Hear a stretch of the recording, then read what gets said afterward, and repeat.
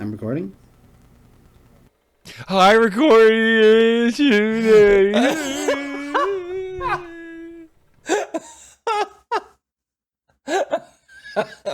I hate it here sometimes. Sheep would be proud. Sheep would be proud. All right. Oh, God. Yeah. Time's up. Let's do this. We're in for a wild night.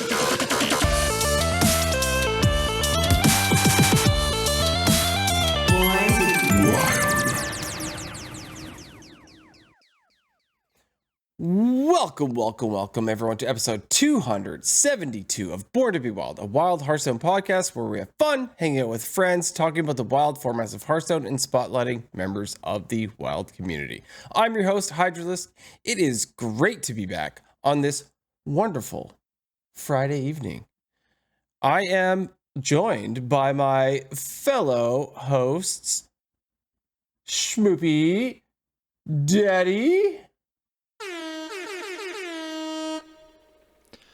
Story time. Yay, story time. Story time! And this is the better air horn in this point in time. Goliath the Dwarf! Pleasure to How are be you back doing? as always. Awesome. So for those of you joining us for the first time, welcome aboard. We record this podcast live every Friday evening at twitch.tv/BornToBeWildHS, and the video version of this podcast is then posted to YouTube shortly thereafter. Audio versions are also distributed to all podcast apps. However you are watching, listening, or absorbing via osmosis this podcast today, thank you. Yes, you. Content plug. Schmoopiedady.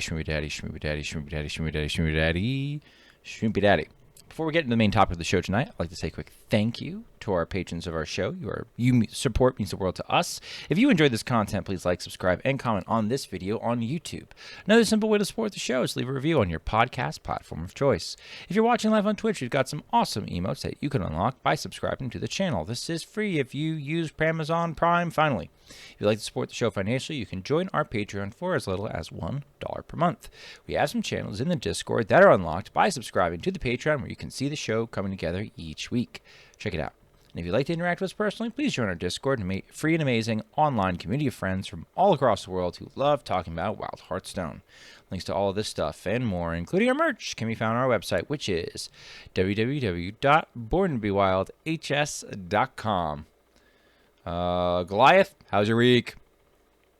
It's been a bit eventful for me. So, for those of you who don't know, I currently work at a Hobby Lobby, and so we just had our big 90% off Christmas bargain hunter crowds, and we had to do inventory at the same time. At the same time. Yes. Year-end inventory, I take it, right? So it makes sense, yeah. Yeah. It's all so like all the stores in our district have to do it like sometime during the month, but ours was on January 1st and 2nd, so it was pretty intense right away. So this past week has thankfully been a bit calmer, a bit more boring, but plenty of time for me to work on other stuff. Over the past year, I have really developed a candle making hobby, and this year I'm hoping to try to get an LLC and actually try selling some in the brand and sell at craft fairs and stuff. Are you gonna call it No Take Candle? I have thought about making some sort of Cobalt inspired one, because I do think about that. No, the planned name is Candle in the Lion's Den, and I want to have like a cool lion head made out of flames as the logo or something like that. I still have a lot of designing to do, but unfortunately, I had a little bit of an accident related to the hobby back on Monday. If you see the video, you notice I have a bit of a bandage on my arm here. Oh, no.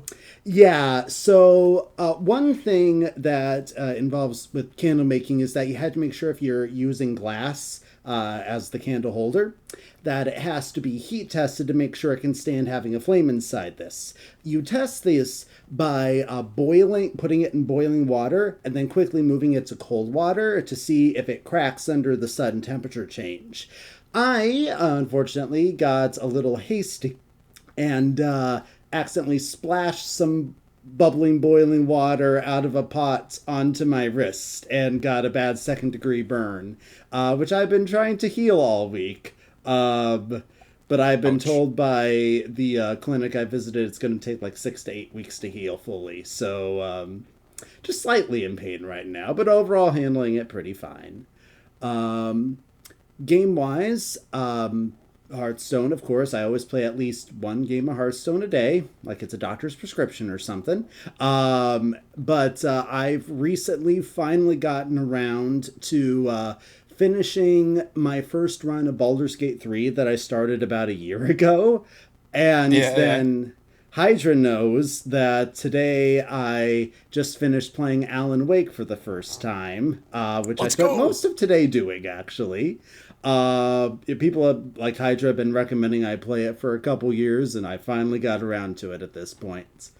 That's about... one other thing. I recently finished a 3.5-year-long D&D campaign that I was running with my friends. Wow. And we gave each other a few end-of-campaign / Christmas presents because our last session was the day after Christmas. One thing that they gave me is this really cool green dragon mug because 2 of my players got married this year and they went on a honeymoon over in New Zealand and they visited all the Lord of the Rings stuff they have over there because that's where the movies were filmed. So as a little Dungeon Master present, they got this mug for me from Hobbiton, which I just think is the coolest thing ever. Cool. All right, Schmoopiedady, how was your week? It was the longest week ever. When you go from like 2 weeks of vacation schedule and like you are like set in it, and then you are ripped back to reality and getting up at 5:40 every day, that is that hurts, man. That hurts. It wasn't like it was a hard week for me. So I teach, right? So I teach like an elective level physics class. So there's literally no stakes whatsoever. It's just kind of like show up, we'll do some stuff, it'll be fun, cool. Like all week we were making paper airplanes. I start off with easy paper airplanes and I ramp it up to some intermediate stuff and some unusual stuff. We do like the flying ring. Have you guys ever seen the flying ring? Basically fold down like a rim and then you tape it so that it's circular and you throw it like a football. And they make them out of plastic now, like they call them flying rings. What's nice about it as a paper airplane is I could give it to a room full of 5-year-olds and let them chuck them around, and there's no sharp edges, so they can't hurt each other. They could just could whack each other in the right. They could whack each other with a flying ring, but it's not the worst thing in the world. So, and it's fun. It teaches good throwing mechanics. And I'm basically my kids are juniors and seniors, but they're basically 5-year-olds. So like giving them these things, they're like hawking them into each other. So it's not like I had like a academically stressful week. Like we literally were making paper airplanes the entire time. But it's just like it's dragged because it's just about getting back onto that schedule that I was already in the groove for, and then I got way out of the groove, and now I'm trying to ramp back in, and man, it's hard. It's real hard. It's hard for the kids too. They initially, we got up before them, and they have a habit of getting up when we get up. So, initially, Schmoopy always would get up with us because he just does that, because he just doesn't sleep, because he's bound to be a gigantic pain in my butt no matter what he does. And my daughter always sleeps in. And this week it was like, one day they way slept in. The next day they got up with us. The next day, Schmoopy got up before we got up. The next day, like today, Grandpa came over and had to wake both of them up at 6:45. So they were way out. It's just been very fun. It's been rough for them as well to try and get back into a school routine. in the game, man, I've had some fun streams this week. I can't think of anything like too crazy that we did that was like, oh man, can't believe we did. Oh, we did Yeet or Tweet. I tried a new thing. I did a there's a rank 1 Reno DK list from the Asia server. And so somebody's just like, I want to see Schmoopy play 10 games of this. I'm like, fine, I'll play 10 games of it. And what's nice is I'm already in early legend, so if I go a 10-game stretch in early legend, I'm automatically top 500. If it's like winning a run, I can, send it over to Neon 31 and be like, hey, and get it reposted again. So I called it Yeet or Tweet. So we're going to play this deck 10 times, and if I get a positive win rate, we can, send out the tweet and get Neon to post it, and all is good in the world. I did not like the deck. I didn't necessarily have the worst run of it in the world. I went like 5 and 6, but I had some very frustrating games based off of card choices, number one, and some very frustrating games based off of like greedy opponents. I put plagues into somebody's deck. They were hard running the following cards: Steam Cleaner. I discovered a Hell Yeah. Then I saw the Geist. Then I had equipped my Foam Render. Then I saw the Sticky Finger. It was like a Reddit special. I was losing my mind. Guys, there was a crazy I had a crazy play. I had a crazy play where they hit me with, I had like a big old board, and then they hit me with like a Ceaseless Expanse, and I hate Reska. I do not like Reska as a card. I don't think there's anything valuable to steal in Wild 99.9% of the time. But you know what? I discovered a Dead Air earlier in the game, and I was like, all right, so I'm going to drop Reska. I'm going to play Dead Air. Reska dies. I snag something, and then I trade into one of their minions, and then that dies, and I steal the Ceaseless Expanse, and I did like a crazy board flip, okay? They had 2 cards in their hand. One was Finley. They ripped Finley. I'm like, okay, they got 1 card, chat. They got 1 card. How bad could it possibly be? It's a freaking Reno Lone Ranger. So, like, I had, like, it was like one of those just sort of just, like, epic slogs. And I was like, guys, it's so, like, when I finally conceded, because, like, it was just, like, a series of just unfortunate events the entire way. I'm like, I can't believe I lost to that greed pile. But, like, genuinely, like, what else could I have possibly done? It just wasn't on the cards. So I guess that was my week. Sometimes it'd be like that. Sometimes it'd be like that, you know? What was in the news? You didn't ask me how my week was yet, Schmoopiedady. Oh, crap. No, what? I'm sorry. I'm usually doing it at the end. Why didn't... I thought that Hydra, how was your missing, week? But... Your week was news. How was your week, Hydra? I gotta start off with a sad thing. So longtime listeners of the show may have heard my cat meow in the background sometimes, which could be annoying, but I thought it was a staple, actually. Or a staple. It was actually even in one of our quizzes when it was like, how well do you know the show? And we had a quiz. But my cat, Rory, who I had for 19 years, passed away. Pretty rough. Which, I'm looking, I put the picture on the screen and I probably shouldn't have because it makes me get all choked up. But yeah, Rory... It was literally like a best friend. 19 years, that is half my life, right? She slept beside my head every single night since I was 21.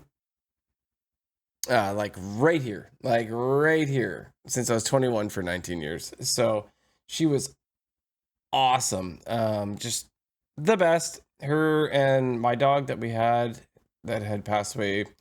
He passed away just before we started the podcast. But anyway, rip Rory. Rory was the best. Maybe I'll make a sound bite about Rory. I don't know. But actually, there is a funny outtake of me doing Welcome to the News. I could find it. It's called Welcome to the News Rory, where like she meows while I'm trying to do it. Let's see if I can find it. It's like, Dad, shut up. Oh my God. Yeah. It's so funny. I'm like, can you not, cat?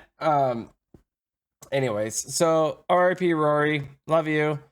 It was a tough weekend, but yeah, I gotta take this picture off the screen, man. Where did I put it? There. Okay. So other than that, my week actually has been pretty good. The last couple weeks, my son and I, so we've got I've been talking about it, that we have our snowboard seasons passes at our local mountain. And him and I together have already in the last 2 weeks gone 4 times, which is like pretty good, considering I didn't actually have any time off during the winter break. Like I just had the stats, right? I didn't have anything extra, but we've gone 4 full days. He's gone 8. He's gone 8 full days already at the mountain. So his season's pass is basically paid for already, if you think about it, with like 8 full trips. Mine, not quite. Season passes are kind of expensive, so I got to go at least a few more times to make it worth. But him and I, so Mini Hydra isn't so mini anymore. Mini Hydra is going to be 17 in a month from now. So, yeah. When we started this podcast, he was 11 when we started the show, and yeah, it's just like it's crazy. But we've been snowboarding a lot. Him and I, it's cool because like he's getting into doing tricks on snowboards and stuff. So we're both practicing together our frontside and backside 360s off stuff. And then last year we learned, if anyone knows snowboard stuff, we learned a trick called a tame dog. It's like a front flip where you basically do like a cartwheel style front flip. And then this year we're trying, we also did backflips last year, but we're trying to do something called the Wildcat. And a Wildcat was invented like in the late 90s by this crew called the Wildcats, where they do a backflip, but it's more like a cartwheel style backflip. Like you don't go over your shoulders, you like grab your board indie style and do like a cartwheel style backflip. Anyway, that's the goal this year. So as you're turning, you're planting like a hand on the ground to like help you finish the move. Is that the idea? I guess, or you're saying like your head is misled you. Basically, you are spinning as you would do a cartwheel, but no, there's no hands down. Got you. Like instead of over the shoulder backflip, you are just turning in a rotation that you would be doing like a cartwheel. Similar to like a cartwheel. What's that trick?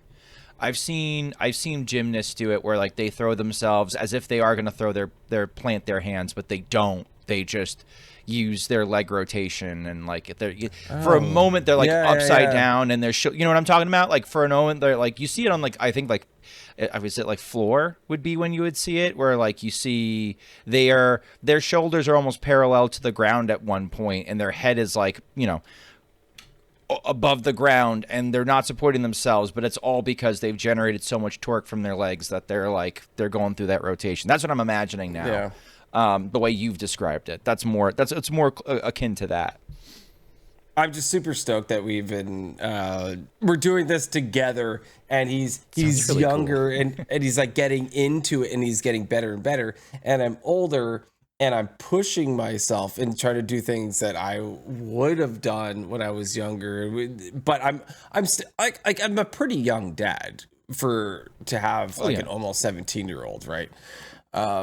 So it's cool that we can do this stuff together, and it's pretty neat, and just enjoying it. We're going to be going as much as possible. We're going to be going at least 3 more times in the next couple weeks. I've got like on the calendar, like penned in. So yeah, it's going to be fun. So snowboarding's been great. They're open at night because they've got like the lights on the like the chairlift posts, and there's other posts and stuff that they have it, and you could like stray off course. I don't really recommend it too much, but we've been gone off course a little bit because you could go after work. It's pretty cool. I was going to talk a little bit about Red Dead Online because I've been playing it recently. I won't go too far deep into it. I've been seeing a lot of notifications about that, actually, because we're Steam friends. It's been so toxic. I've never been in more toxic. You think Hearthstone's toxic? Oh my gosh. Red Dead Online is full of people that mod the game and they're not like they're not really good at finding who's doing what. I played last night. I was just trying to do my daily quest, right? And someone made it rain grizzly bears. I beg your pardon, sir. Could you repeat that? Rain grizzly bear. I'm on my horse and I'm just going somewhere. I'm going to like this lake where I've got a fish and I got to catch these like certain types of fish. That's my quest, right? It started raining grizzly bears around me and then they all started attacking me on my horse. That is one of many things that happens, but that is one of the examples. That sounds like it would make a good Hearthstone card. Reign of Grizzly Bears. Around these parts, but I've been having fun playing it. Sky. We get 2-ton bears. I want to play Red Dead Redemption 2 again. I used to play it, but then it updated itself out of my computer specs, and I can't run it anymore. I just recently ordered an updated graphics card from Amazon, which I'm hoping... once I get it and I put it in, because like I have a 10-year-old graphics card and it has like 3 VRAM, so I'm upgrading and hopefully I'll be able to play the games that have updated themselves out of my specs at this point. Hey, if it works, you can join my posse in Red Dead Online. That could be fun. We'll fend off the raining grizzly bears together. All right. Well, then also bring your grizzly bear helmet. I've been playing I'm going to be playing Alan Wake 2. So the only reason I know that Alan Wake 2 was on sale, which it was for a massive discount, was because I woke up in the morning yesterday to see Goliath the Dwarf playing Alan Wake 1 on Discord. And I was like, oh, hey, cool, you're playing this game. And he's like, yeah, it's cool. People recommended it to me. And I just decided to Google Alan Wake 2 at that point in time because I've been waiting for it to go on sale, and it was, so I purchased it. I'm so stoked. Alan Wake is super cool. Mostly, I won't get too into it, but it's mostly because it's very Stephen King inspired, right? Like when you play Alan Wake, the first thing you see is this camera go over a lake and there's mountains and there's a lake house and a quote goes on the screen and it's a quote from Stephen King. Like that's how the game starts, and you're like, okay, we're in for like an awesome ride. During the parts that mentioned Stephen King, one of my first thoughts was, you know what, the guys on the Born to Be Wild podcast talk about Stephen King a lot. That's mostly my fault. Also, I mean, Nate and Sheep as well, not so much Schmoopiedady, but it's mostly my fault. It's like 99.9% my fault.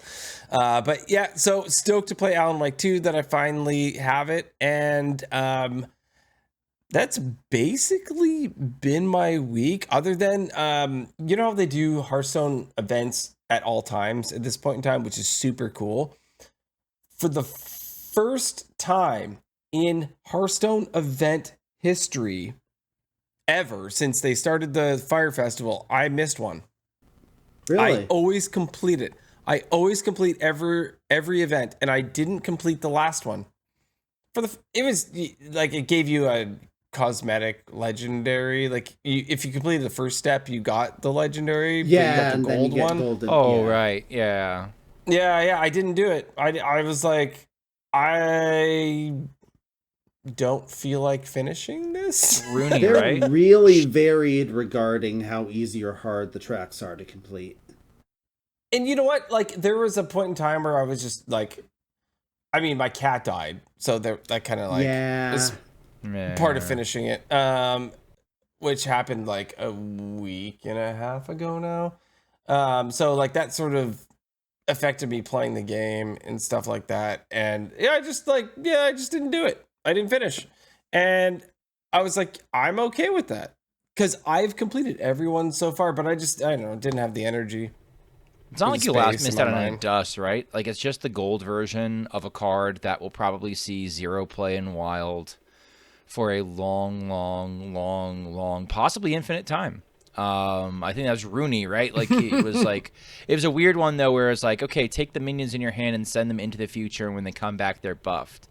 So like it could make I could see it in like hand buff Paladin, like, oh, let's send my chargers into the future so they can't get ratted or mutanist, and then they're gonna come back, and then we're gonna get you with them.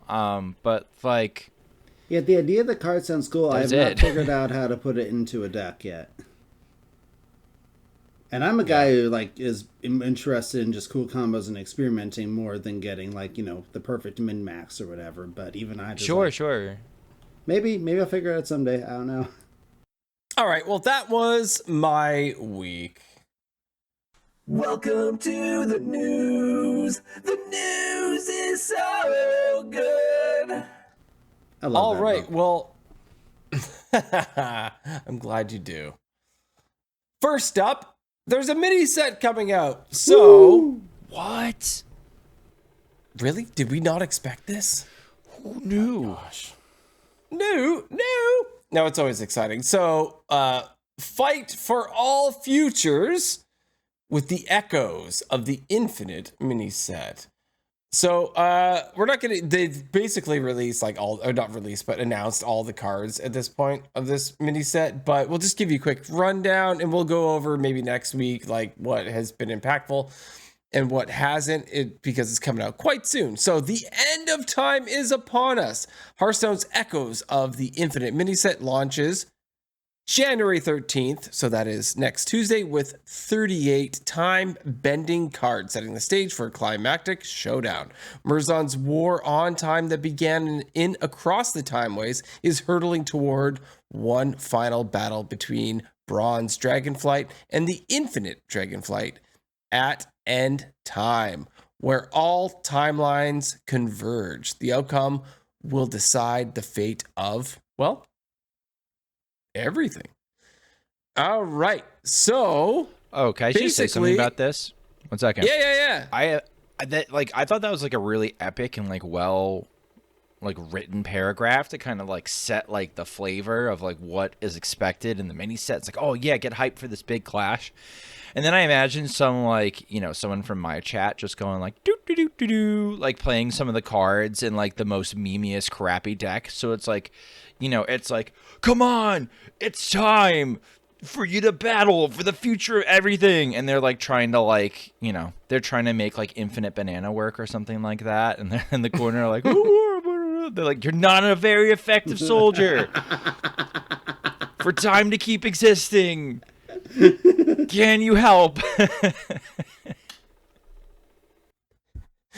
I find the Infinite Banana to be very useful for those daily quests where you need to play a bunch of one-cost cards. Right, yeah. All right, so shockwaves from the conflict are echoing through the timelines, causing timelines to collide, creating class crossovers never seen before. Yay, more dual class cards. I love those. That's right. Unironically, yes. Yeah. Infinite power is surging, waiting for these bold enough to seize it. New cards featuring signature mechanics from the Year of the Raptor are materializing out of nowhere. Chromie needs your help, so rally with the bronze Nowhere. She is nowhere. Where is she? Nowhere. With the bronze Dragonflight and the Heroes of Time to take flight. Fight, not flight. Fight to Murzond. The fate of every timeline is at stake. No pressure. So, basically, mini set general rules. What's in it? 38 unique cards, 4 legendary, 1 epic, 17 rare, 16 common. Available in Across the Timeways packs. If you would like to open your Timeways packs to get these, it's not the most efficient way to do it, but if you have a lot of them saved up, I suppose you could do that. Or you can purchase it for the 2,000 gold that you most likely have if you've been doing your, you know, your dailies and doing all that. Or you can spend $14.99 USD. Or if you are born to be whale, which I am no longer, you can spend $69.99 or 10,000 gold. This includes a bonus diamond and timers on to get the entire set golden. Right. So this is cool. Most of the cards have been talked about. Released already in the fact that they've been announced and all this. We'll probably get into this next week and see, if they've had any impact and all sorts of those things. Does anyone have any comments on the new mini set announcement? I always like for a mini set for the last one of the Hearthstone year, they tend to do a good job of making it feel like a big finale to the entire year, not just this set itself, especially when they bring in those the keywords that were introduced in the two previous ones, and they seem to be continuing that tradition with this, I think. I find the new Morazon one to be kind of interesting because it's like gives you powerful stuff, but you also have to skip a turn. So it's like the reverse of a lot of the Nozdormu, which is giving you a time advantage or at least a neutral thing. But this isn't a take another turn thing. This is you get a bunch of dragons and stuff, but your opponent gets to take 2 turns. So I'm curious what effects that's going to have. Maybe it'll be something people use competitively. Probably not, but I'm just in it for the fun of it, so I'm curious. I can think of 2 kind of crappy competitive ways we can do it, but I don't know if it's a very good card. The same.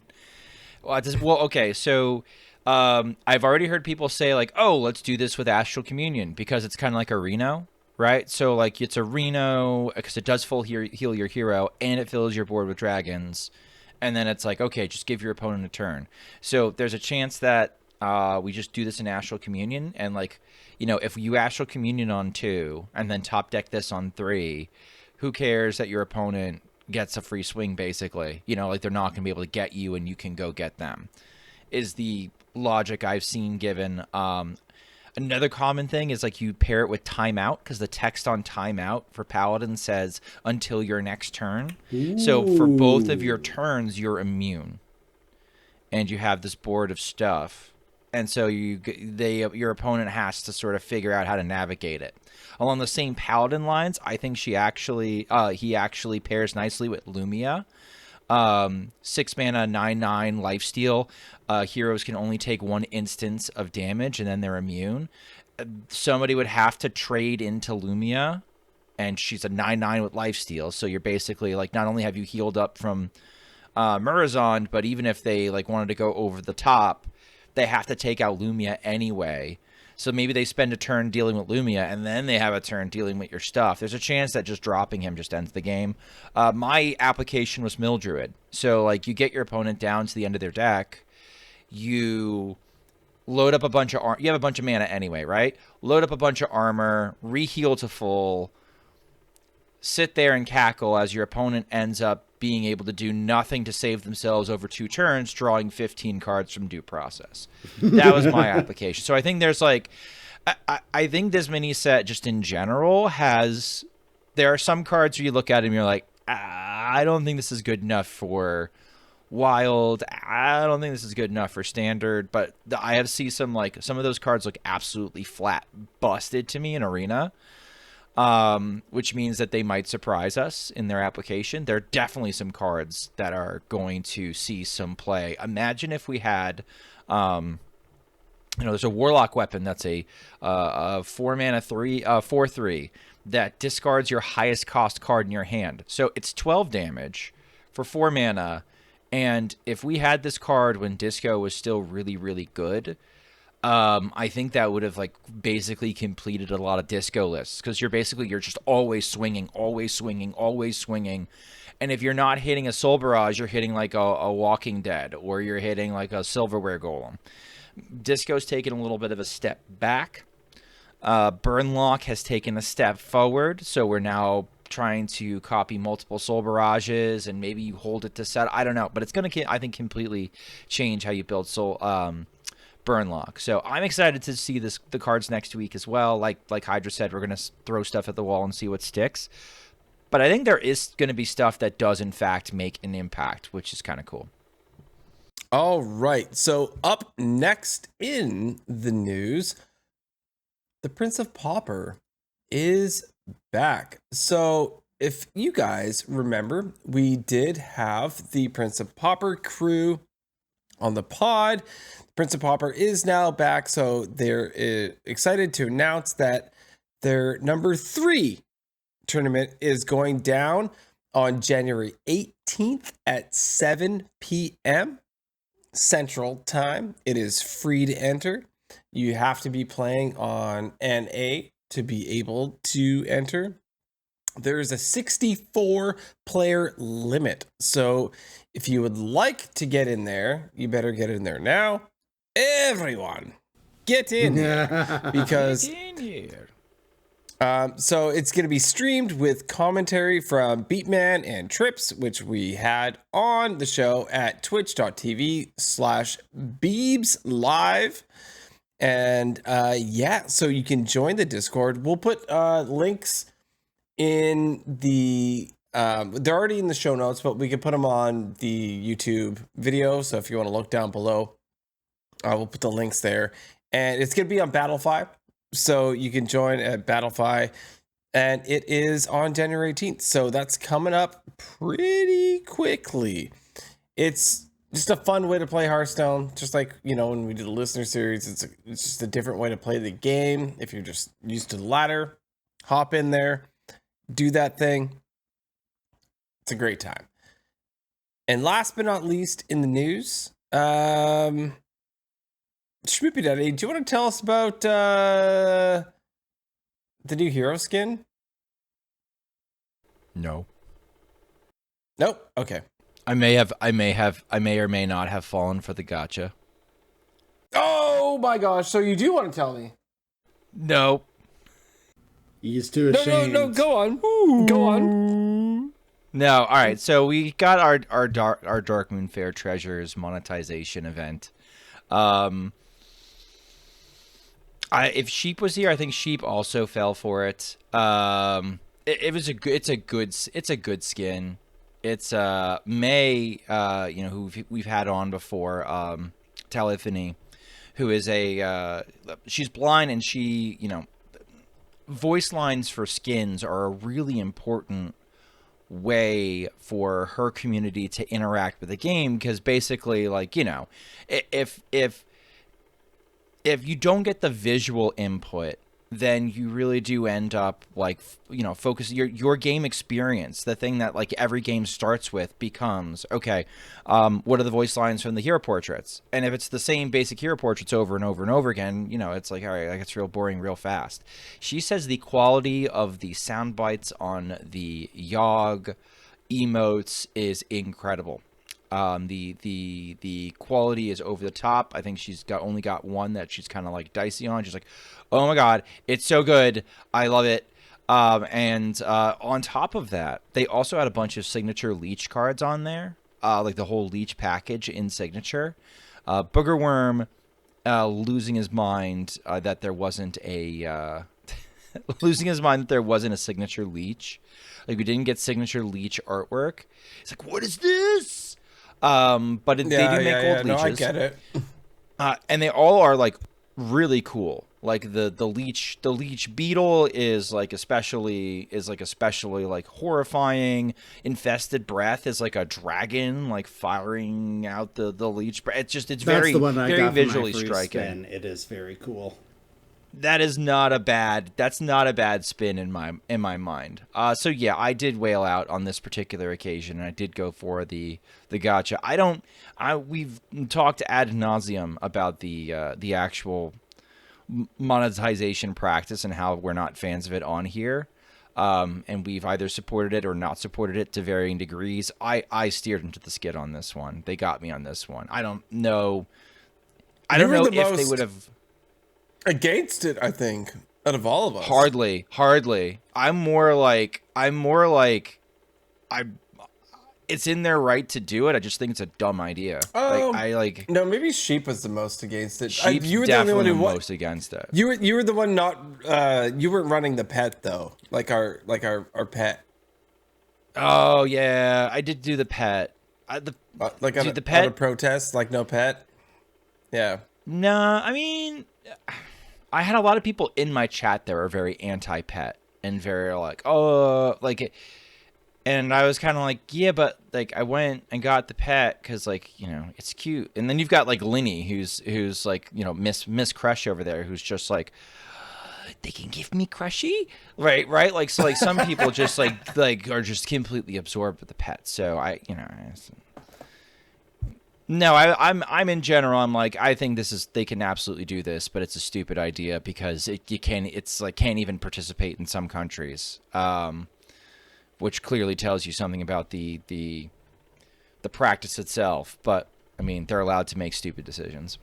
I do think that but yeah, it got me. They've been doing a decent job with the rotation between signature cards and the pets and the hero portraits for spicing it up so it doesn't feel super redundant of like if every single one was a pet, the pets, they would be so populous they would almost feel boring at this point.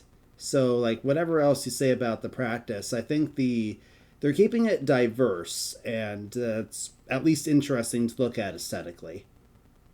I think it's cool that, like, your free roll, like, I got some signature cards, cool. Like, I'll take those. Like, I'm not going to buy anything else. I'll take the free roll and signature cards. At least you get that. You usually get something decent for playing for free. But yeah, anyway, that is the news. But what we really came here for tonight was for the TimeWays Lore with Goliath the Dwarf. The stage is yours. All right. Yes, we are here once again to learn the backstories behind various cards and how they all interact with each other. And I'm just going to give you guys a heads up on this one that this is the one that is all about time travel. And it's a bunch of complicated, timey-wimey stuff that I'm going to do my best to distill down into easy to understand bite-sized chunks here.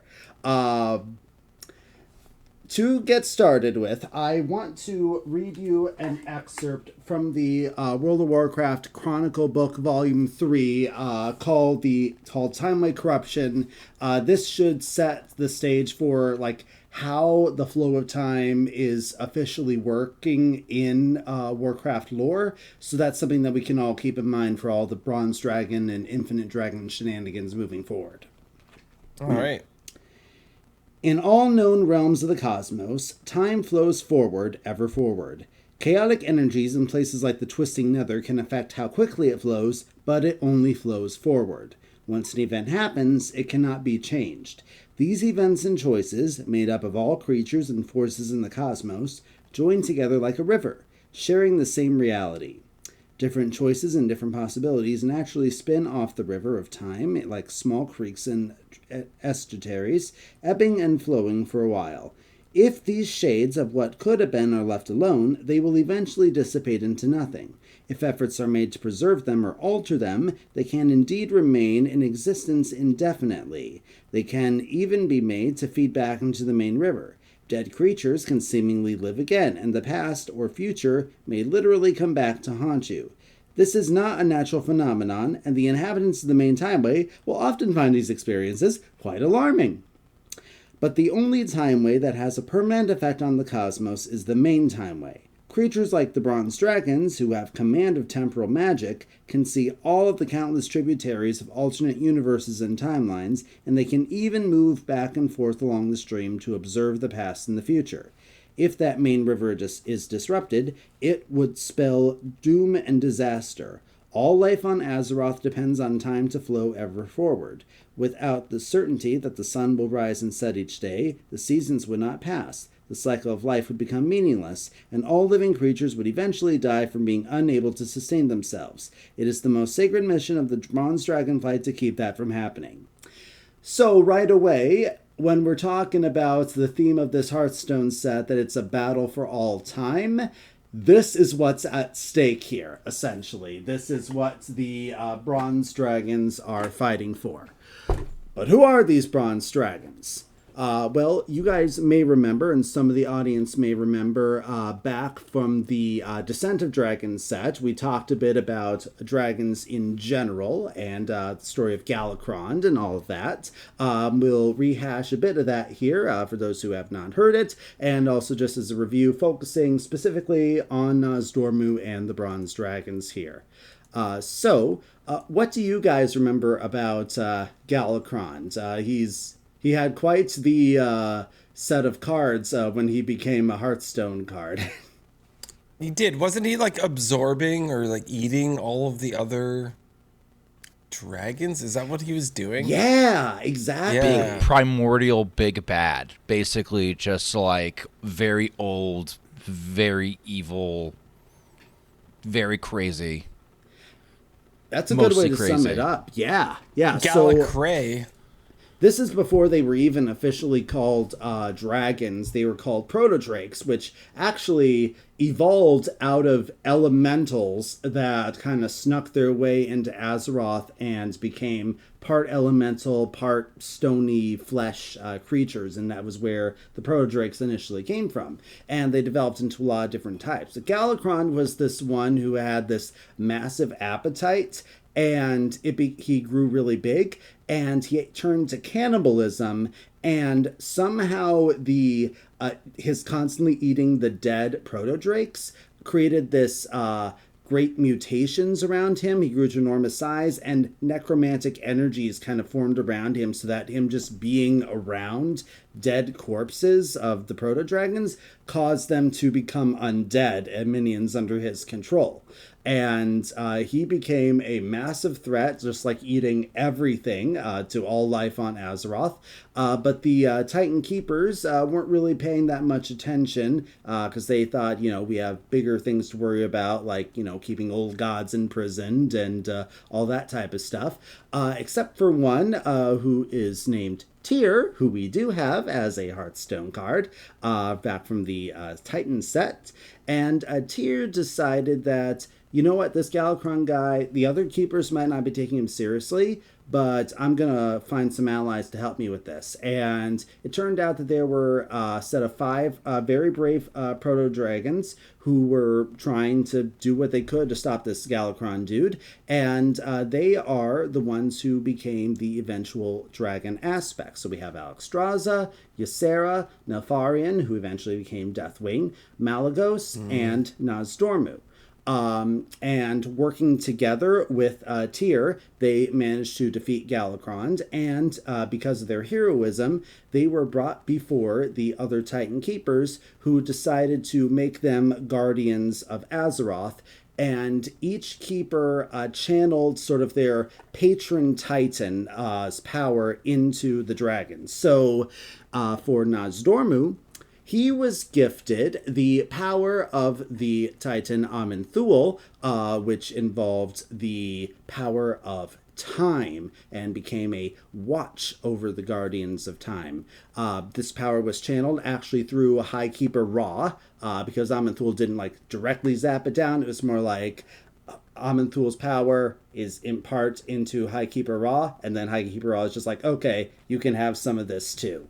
And so this became the 5 dragon aspects they are known, and the dragon flights as their various consorts and children. So essentially, pretty much all dragons within Dragonflight are related to each other in some capacity, being offspring or consorts of the dragon aspect themselves. Often several consorts, because it takes a lot of mates to make an entire species of dragons.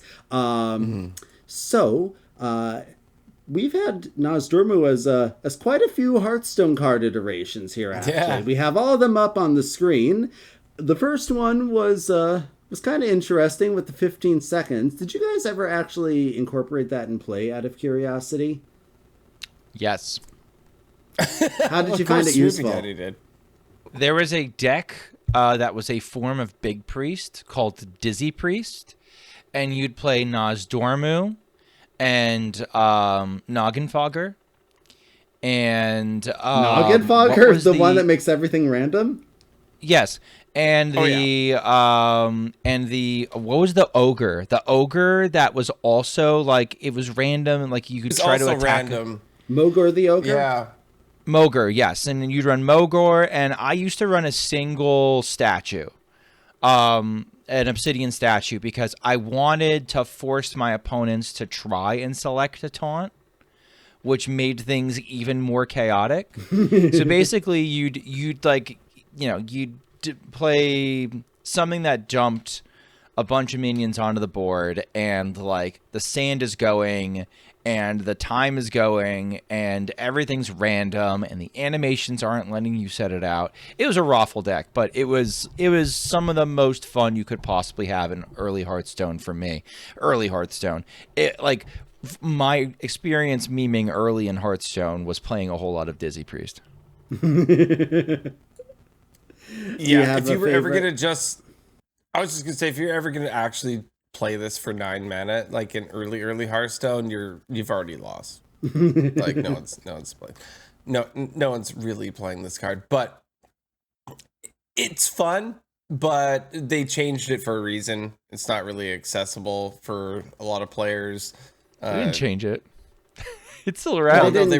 Yeah, they just made the new card, the Storm of the Eternal, which has a similar when they effect. revamped it. Okay, I got you. I'm following. They took it out of standard and they made the new version, right? So because fair, it wasn't very accessible. So it was changed, but it was pushed away. You know, it was like I don't know if it was officially Hall of Famed or whatever they did with it, but it was tucked away in its little corner just because it wasn't really super accessible to other people. But it's kind of funny now, because if you're going to play the Nas where you both have to play the card, it's fun when it actually triggers, like, ooh, we're both doing it. We're both actually playing Nas at the same time. Instead of just like one person triggering it, right? And there's one day a month to encourage people to do that more, where there's a little quest for it and such. Yeah, which is great. Yeah. So anyway, Naz Dormu is now in charge of guarding all of the Timeways. A little fun fact about bronze dragons. So most dragonflights have a particular naming convention for the males and females. They don't all go by this exact one, but it's generally pretty specific to each dragonflight. For the bronze dragons, male dragon names tend to end in Ormu, while female names end in Ormi, which, according to trivia from Wowpedia, comes from the Old Norse meaning dragon or serpent. So that's a little cool thing there. But essentially, they do this for quite some time. And the next big event that they pop up in is the War of the Ancients. We're going to be visiting this event a few times for reasons that will become evident later. But right now we're going in chronological order. The War of the Ancients. You guys remember the War of the Ancients? We've talked about it a decent amount, right? Yeah. This is where the Burning Legion gets summoned by Queen Ajara. And, the really vain queen who ended up becoming the Naga, and all that stuff. This is that event here.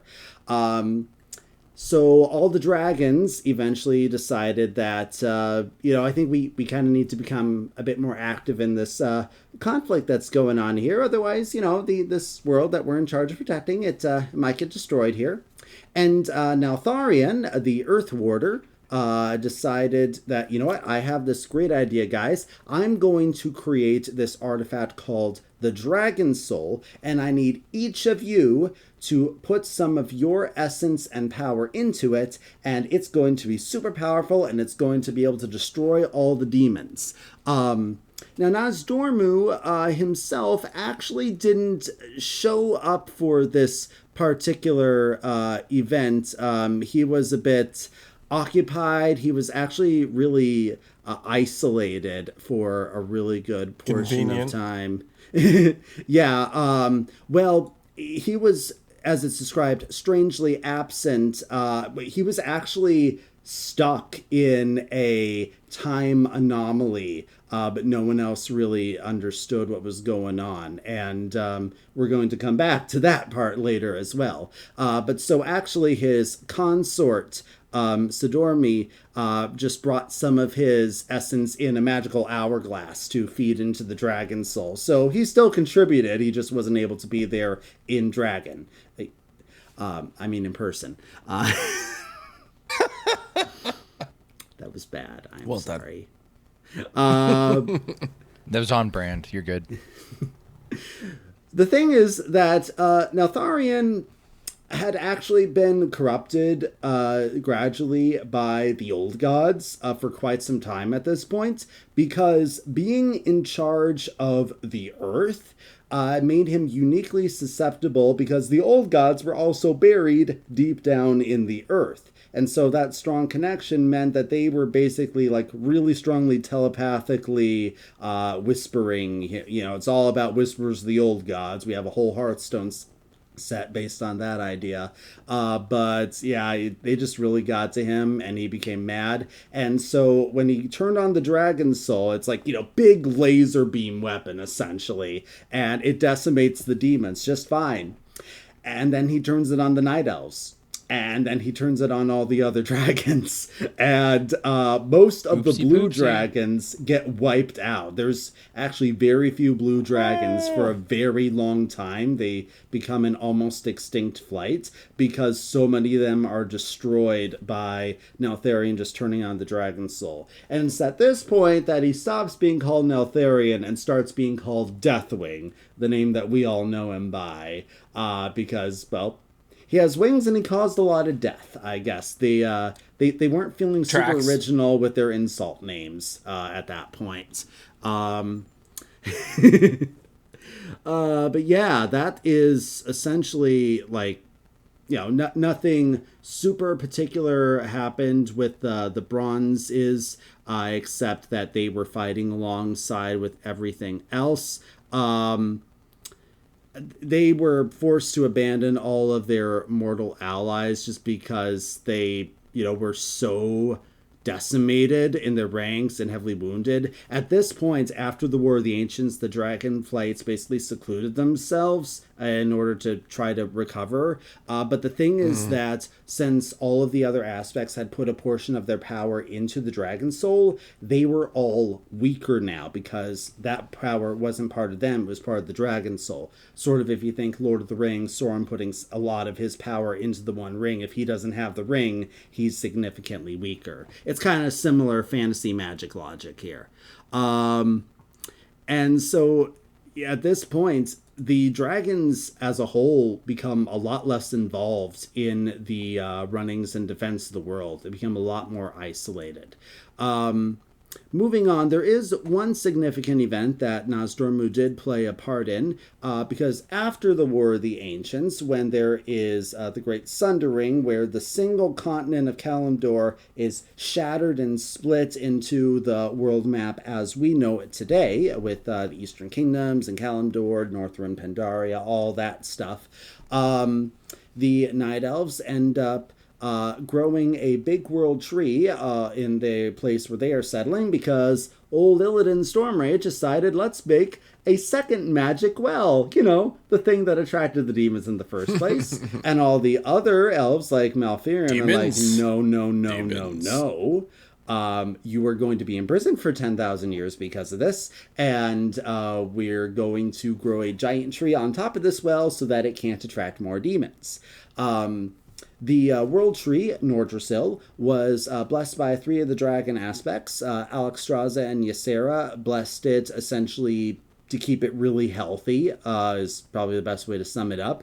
Nozdormu's blessing made it so that as long as that tree stood, the Night Elves were immortal. They wouldn't die of age or sickness. Like, they got some really big buffs basically, because he's like, yeah, sure, I'll breathe on the tree and you're going to have immortality. which was really good deal and lasted all the way up until the events of Warcraft 3, which anyone who's played that will remember that the big finale of that game is Malfurion basically blowing up the World Tree in order to defeat the demon Archimond. So it's at that point that the Night Elves end up losing that mortality. But for a very long time, I mean, that's how Illidan is still alive after 10,000 years of imprisonment. When you think about it, Tyrande and Malfurion are really, really old. They've been leading Night Elves for a really long time. But that's another topic. We need to stay focused on our Bronze Dragons here. The next major event in Azeroth's history that Bronze Dragons are involved in is the War of the Shifting Sands. This is something that if you've done very much with Cthulhu decks, you would have seen some minions that, like Scarum Cultists that are related to this particular event. Also, the Caverns of Time set itself, that fun little wild exclusive set they came out with, which they haven't done any more of those since, I have noticed. I kind of liked it. I wish they would. But that is a whole event where a bunch of night elves were going out into the deserts in order to try and turn them into lush vegetation areas. And they kind of Terraforming. Yeah, basically, yeah, magic druid terraforming.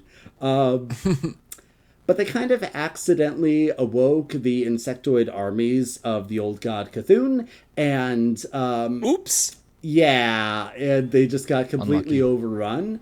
And they asked the dragons aspects for help, and at first the bronze refused, but it just so happens that the headquarters of the Bronze Dragon Flight, the Caverns of Time, is pretty close to Silithus, the desert where all this was happening. And so Cthulhu's armies ended up invading the Bronze Dragons, and now that it's hitting close to home, they're actually taking the threat seriously. So they go in and help to put a stop to the whole thing.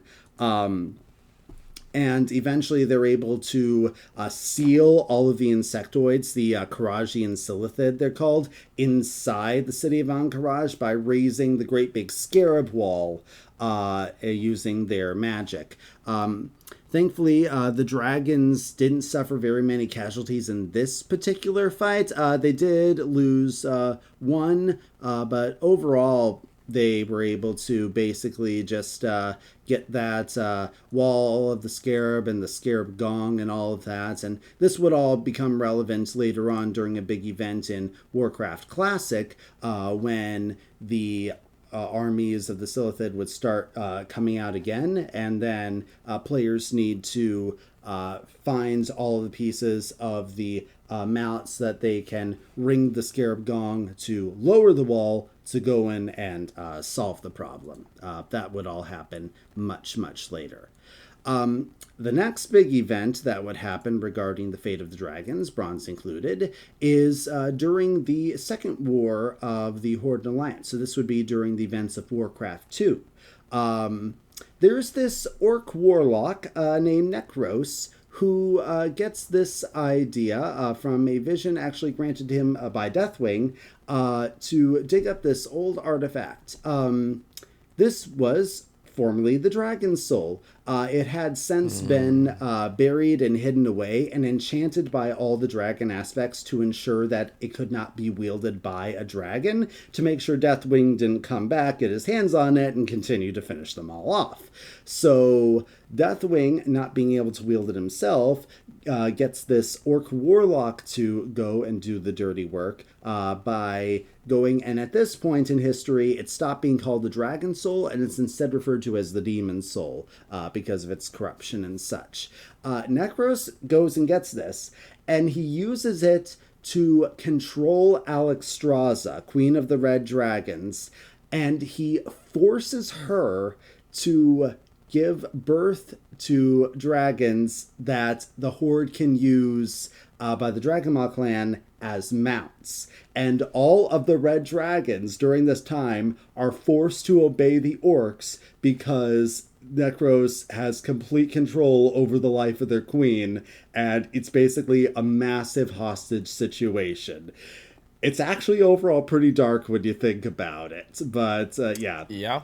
Yep, Necros guy really messed up, but fortunately, there is this archmage dude named Ronan and Alexstrasza's consort, who are able to go in and free her, thankfully. And once all of that is taken care of, once they are freed from the control, then the red dragons can turn on the orcs finally.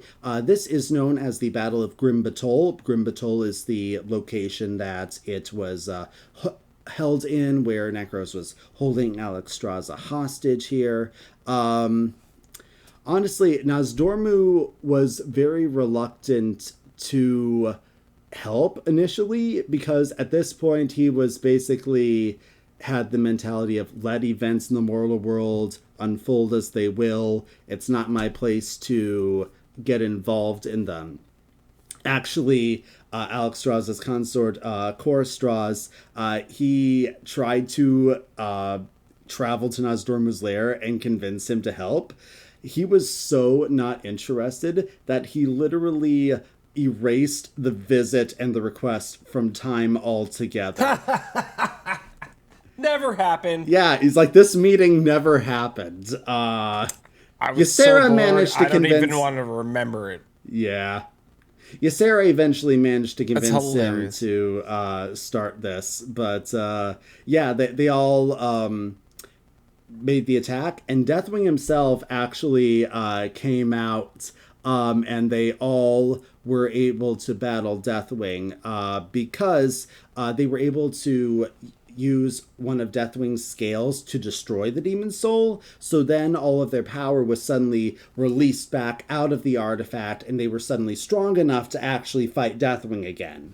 Deathwing actually got to be so overwhelmed that he full-on retreated to Outland, like the whole other world, you know, where Illidan has his fortress and the whole Ashes of Outland stuff. Deathwing had to fly there because he was so wounded and wanted a safe place where he could rebuild his corrupted black dragonflight, where the other dragon aspects, now that they're all juiced up again, they're not going to be interfering. So they're all back to full power now, the dragon aspects. Things are going hunky-dory here. Except that strange things start happening with the timeline. Nozdormu doesn't quite know what's going on here. There is this big time anomaly that happens around the time of kind of like this is a whole classic World of Warcraft now. We're past the Third War, and it's basically around this period of time where you would get started in World of Warcraft. This is where we're going back to the War of the Ancients, because Again? you know that whole thing about Nozdormu being stuck in a time anomaly? Well, it turns out that this whole thing is being orchestrated by the old gods, who are trying to change the past and have it so that the Burning Legion actually succeeds in the War of the Ancients, because for unknown reasons this will allow the old gods to enter the world and break free of their prisons and gain power and such. Man, they just have their tentacles in everything, don't they? They do. Actually, this whole Such thing negative right Nancy's. here, it is this period of time that Nozdormu starts to be gradually piecing things together and realizing that all these different events that have been causing trouble ultimately have their roots in the old gods meddling subtly in all sorts of events. Now, this thing right here, this time anomaly here, Nozdormu goes missing. So he goes missing from the present day because he's caught in that same time anomaly for the reason that he was missing back in the War of the Ancients. So he's missing from two different times for the same reason, if that makes any sense. Sure. If you follow me. Yeah. So We'll it's go at with this yes. point- I So do and to I this- don't in two different timelines. So, this is where we have a trilogy of books called The War of the Ancients, where this story is set, which follows the adventures of 3 time-traveling adventurers from the present, at that time, Warcraft history, who get sent back in time 10,000 years to help in the War of the Ancients. And we have 2 of these guys as Hearthstone cards. One of them is that Archmage Ronan, who I mentioned, who was just like a really powerful mage who was under the tutelage of Corexstrasza, who was, as I mentioned, the consort of Alexstrasza, who kind of helped spread the message and get her out of jail. The other is the Orc Broxagar, who had been sent by the Horde to investigate this time anomaly that was happening in the Stone Talon Mountains. These 3 all get sent back in time and play roles in allying with the classic War of the Ancients heroes like Illidan and Malfurion and such. Yes, Hydra. Wait, I have a question. They got sent back in time. Does that imply they were forced to go back in time, or did they volunteer for this? Basically, they were sent on an investigation mission. They investigated it. They were sent by their respective factions to figure out what's going on, but they kind of got caught up in it. Nozdormu managed to save them and get them back into Azeroth from being just like lost in time in general, but that ended up that, oh, we're back in Azeroth, but we're 10,000 years in the past here. So it wasn't a, we're going on this mission, we know what we're getting into, we want to do this. It was, well, we have to solve a problem. We weren't expecting it to take us here, is kind of the way that you can think of it. Right. Yeah, Nozdormu was kind of limited in what he can do here. But thankfully, the time travelers are able to help, including like intervening in Deathwing using the dragon's soul. And actually, Sindormi, this card right here, she's actually the prime consort of Nozdormu. So essentially, you would think this card here is basically Nozdormu's main wife. Except they use the term consort. She is leading the attack of the Bronze Dragons against Deathwing at this time.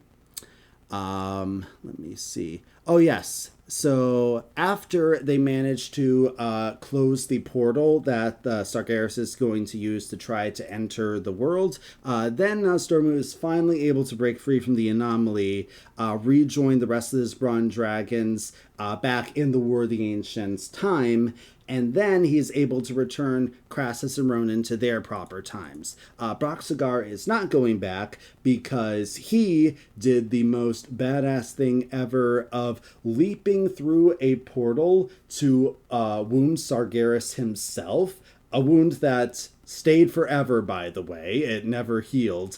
So he died, but he managed to actually like go after the big bad and make a mark on him, and he is like forever remembered like in Orcish culture for that very brave, honorable act.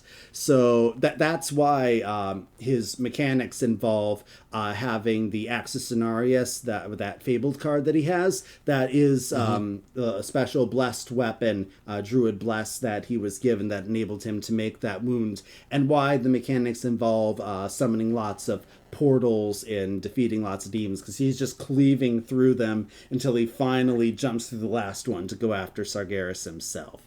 He's just a really cool guy, and I'm glad that he finally got a Hearthstone card, because dude really deserved one.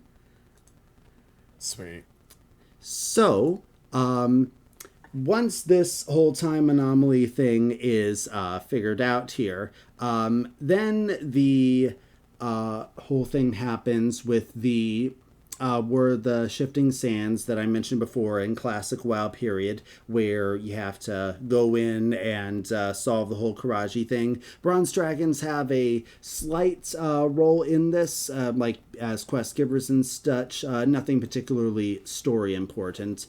The next core thing is actually the start of the infinite dragonflight making an appearance. This happens within the time period of the Burning Crusade expansion. Within the Caverns of Time, Nozdormu is... he has to become a bit more active and reach out to mortal adventurers to help. They actually, for the first time, open the Caverns of Time for mortals to enter because there's mysterious meddlings going on with key events in the past. These are events like the Medivh opening up the dark portal that allowed the orcs to come in the first place, time when Thrall escaped from slavery in the event that enabled him to go and form the Horde in the first place. And also monumental battles back in the War of the Ancients. And so there's these mysterious things that are messing with it. And so these are the first dungeons within the Caverns of Time area that players can go to, and it takes them back. It's kind of a cool way to experience those events as a player if you hadn't played like the original Warcraft 1, 2, and 3 games where those stories took place.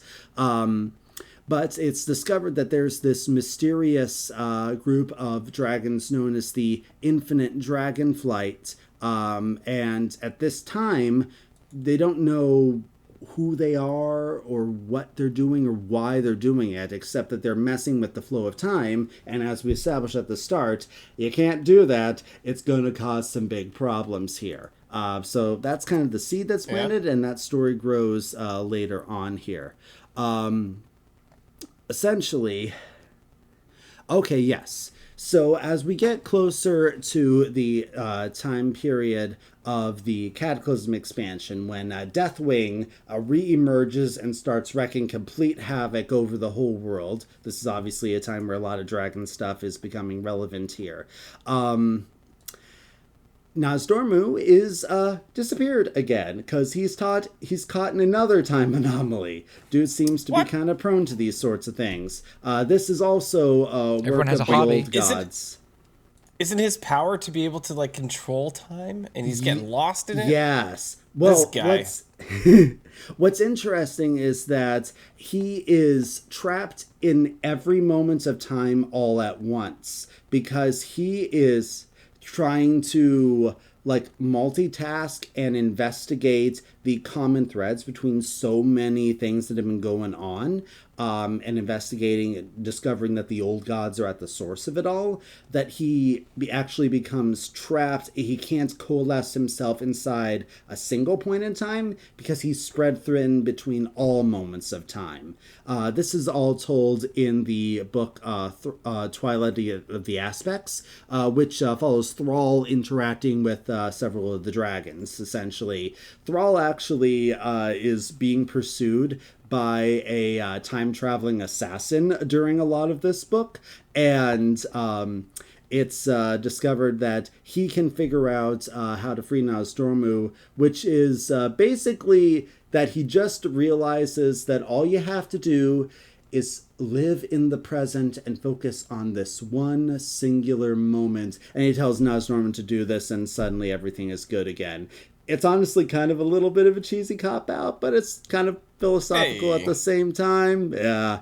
Anyway, this is the part of time where Nozdormu realizes more about the Infinite Dragonflight. He learns that he is actually the one who creates it, because the leader of the Infinite Dragonflight, Morazond, is a future possible version of Nozdormu, where he goes mad from the old gods and attempts to prevent his own death, therefore abandoning his goal of preserving time and instead trying to change it. That is what the Infinite Dragonflight is all about, altering the time for their own benefit, largely, or some of them might think that there's some sort of nobler goal. Sorry, you were saying, Hydra? I just said it's so cool. I love time travel stuff. Yeah, it's like my favorite thing. Yeah, so this is pretty shocking to Nozdormu for obvious reasons. He's like, oh, sometimes our greatest enemy is ourselves, isn't it? I did what? Or I will My do bad. what? Yeah. So at this Does that point, mean we need to have, make a Murazon version of the Born to Be Wild logo? that could be kind of cool, honestly. Ooh. But that would call. mean A future what, like, possibility of the show. death to be tame. That would be the opposite of Born to be Wild. Or death to be quick. standard, depending on which opposite of wild you want to take. That's pretty good. So, Should we do just standard for a week? Okay, never mind. Sorry. So there actually is a dungeon that takes place at the end of time that players where you defeat Murazond because it's decided that Deathwing is causing so much destruction that the only thing that can defeat him is because the dragon soul, which became the demon soul, has been destroyed at this point. So now Stormwood decides that we need to send adventurers back in time to retrieve the dragon soul before it is hidden away, so that we can use it to defeat Deathwing in the modern day. And then, of course, the whole, put it back in the past so events can proceed as normal.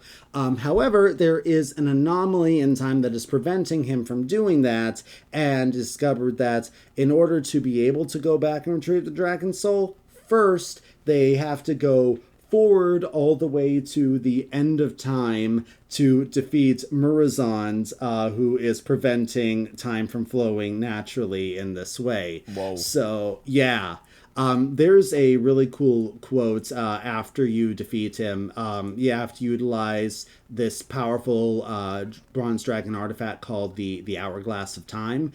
And after Murazond is defeated, Nod Snormu says, let me go to his quote right here. "At last it has come to pass, the moment of my demise. The loop is closed. My future self will cause no more harm. Still, in time, I will fall to madness, and you, heroes, will vanquish me. The cycle will repeat. So it goes.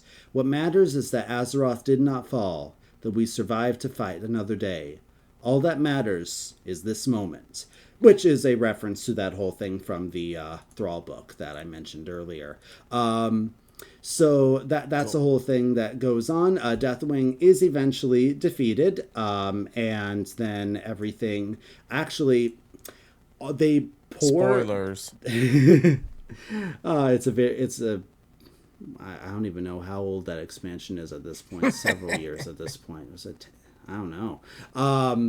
But all the dragon aspects, they pour their power back into the dragon soul, and that power is expended to defeat Deathwing. So the aspects actually lose their special powers at this point and have to entrust the protection of the world to mortals.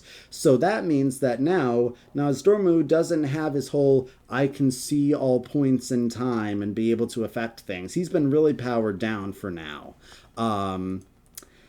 But that doesn't mean that the Bronze stop being active and stuff. Actually, there's a faction of the Bronze that start thinking that they should actually start altering time to create a better future, although since they can't see time clearly, some other Bronze are wondering, well, what do you mean by a better future? You can't even perfectly see the future anymore. How do you know it's going to be a better one? That doesn't stop one particular one called, let's see how I can pronounce this. I was waiting for this. Kairoz Dormu. Kayor's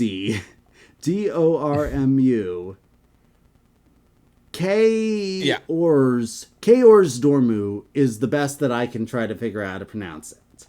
But essentially... We'll go with that. This dude rallies with several infinite dragons, and interferes in the trial of Garrosh Hellscream, who at this point has been overthrown as the war chief of the Horde for committing lots and lots of war crimes involved in the continent of Pandaria, and is being held in this faction-neutral trial to determine his fate. Octaro Gar. Yep. This dragon dude, whose name I'm not going to try pronouncing anymore, he decides, you know what? I want to make sure that the world is protected from the invasion of the Burning Legion, which is going to be coming. This is something that Rathian told him, and Rathian was kind of in on this whole thing too, who is a black dragon, uncorrupted son of Deathwing, if you will remember. Basically, they decide to break Garrosh free and transport him back in time to before the orcs became corrupted by drinking demon blood and became slaves to the Legion. The idea being that we're going to send Garrosh to infinite different realities so he can build an infinite army, because for some reason they think Garrosh is someone who's going to take orders and is going to, like, you know, help them out on this problem. And then we're going to bring back this massive pure orc army. They're going to conquer everyone so that there's no more division in the world, and we're going to have a united world that can stand against the Legion. Except that Garrosh doesn't do that. So Garrosh actually just kills the bronze dragon as soon as he's back in an alternate Draenor, and is like, nope, I'm going to form my own horde here. I'm going to invade Azeroth and conquer it, but it's going to be for my goals and my agenda here, and I'm not going to be a slave to dragons. So yeah, he just kills the dude. And this is one of those situations that creates a complicated time thing, because now we have a preserved alternate timeline that exists alongside the main timeline, and actually ends up, because the orcs from this timeline become a playable race in a future expansion. So you have individuals from this other alternate timeline world who crossed over and are now living in modern day Azeroth. So Sideways time. yeah, it's a whole thing. But really, it's thankfully not that complicated moving forward, except that at the end of the Warlords of Draenor expansion, the Gul'dan from that timeline gets thrown into Azeroth in the regular timeline, and he's the one who actually ushers in the Legion. So ironically, this whole plan from Renegade Dragons to prevent a Legion invasion actually ended up causing it in the first place by allowing this Gul'dan, who in the regular timeline had been dead for a very long time, but they allowed another Gul'dan to come in and cause the problems all over again that the first Gul'dan caused. Never trust Gul'dan. Yeah. I don't know what to tell you. Yeah, definitely. Gul'dan is nothing but trouble.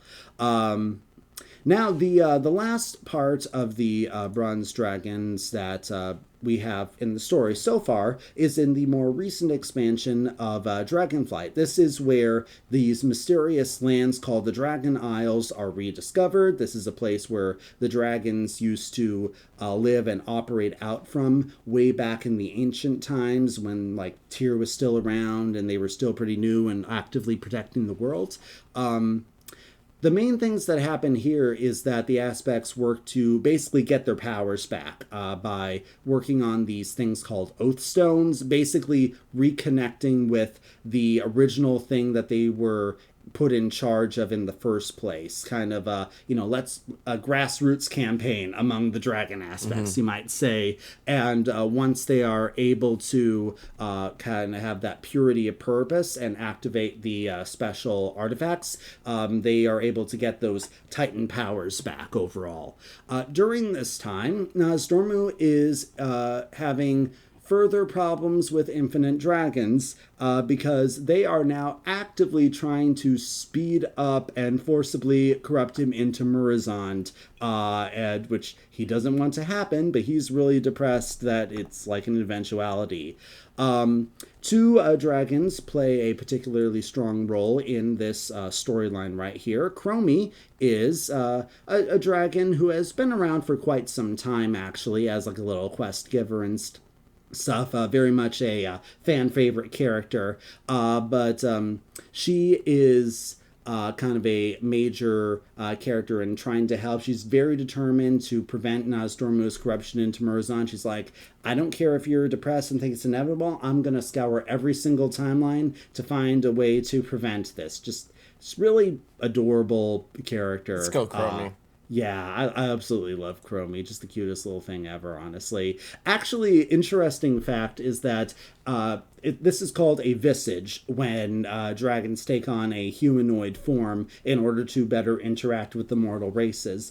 Many different dragonflights have kind of a default one that they tend to regarding their race. Like, for example, many green dragons take on the form of night elves because there's the strong connection with nature there. Many red and blue dragons will take on the forms of humans, elves, or half-elves. Interestingly, many bronze dragons take on the form of gnomes. Although every dragon has an individual visage. Is Nemzi a dragon? They could decide that they want to throw in that twist. Reno is a dragon. Gosh. They made that twist. Spoilers! I don't know if they want to make it that all these characters are secretly dragons, but that is an option that Hearthstone could explore if they wish to. That would be very curious to have a bronze dragon warlock, but yeah, man, there are so many Nemzi skins. I love playing Warlock. I'm far more interested in the Nozdor and the Gul'dan, and yeah, she's not my favorite thing to have a bunch of skins of, in all honesty. But that's a whole other tangent. Anyway, there is a curious little. I think this started as a writing oversight, but they decided to just kind of roll with it and canonize it. Because Chromie's full dragon name is actually Chromormu, which, if you remember me talking about the naming conventions, female bronze dragons names end with Ormi, and male bronze dragons end with Ormu. So I think this actually was just initially a writing mistake, but they ended up rolling with it where the dragon form is actually male, but the visage, to interact with the mortals, is the cute little female gnome. So, like, I'm not going to get into any, gender politics implications or anything, but I find it interesting because I genuinely think it started as a mistake, but they decided to roll with it. From a dragon to a human, you could just probably change more than just that. I just wanted to look cute and approachable. Is kind of the whole. There's actually a little story, like a little novella, called Visage Day about Chromormu's searching to find out what is the right visage that he wants to have in order to interact with the mortal races, and ends up deciding on the Chromie. I don't know. I would hug Chromie any day. Just really a character I like a lot. But Chromie's really a giant male dragon that's gonna eat you. Yep. That's hilarious. The opposite Chromie in this particular fight for Nozdormu's fate, essentially, is an infinite dragon named Eternus. Eternus is leading this. Yes. Leading this effort to speed up and forcibly transform Nozdormu into Murozond. But the Chromie and Eternus end up getting lost in time during their fight, and kind of have a bit of that two opposing foes need to work together in order to get out of a mutually hostile situation. And they actually start having some dialogue, and eventually Nosdormu has some dialogue with Eternus too, and they manage to kind of see a bit more of each other's perspectives. Eternus has a whole thing that she was a bronze dragon who became an infinite dragon because her sister died and she wanted to change that fate. Turns out her sister willingly sacrificed herself to save someone else, which once Eternus learned that and respected it, and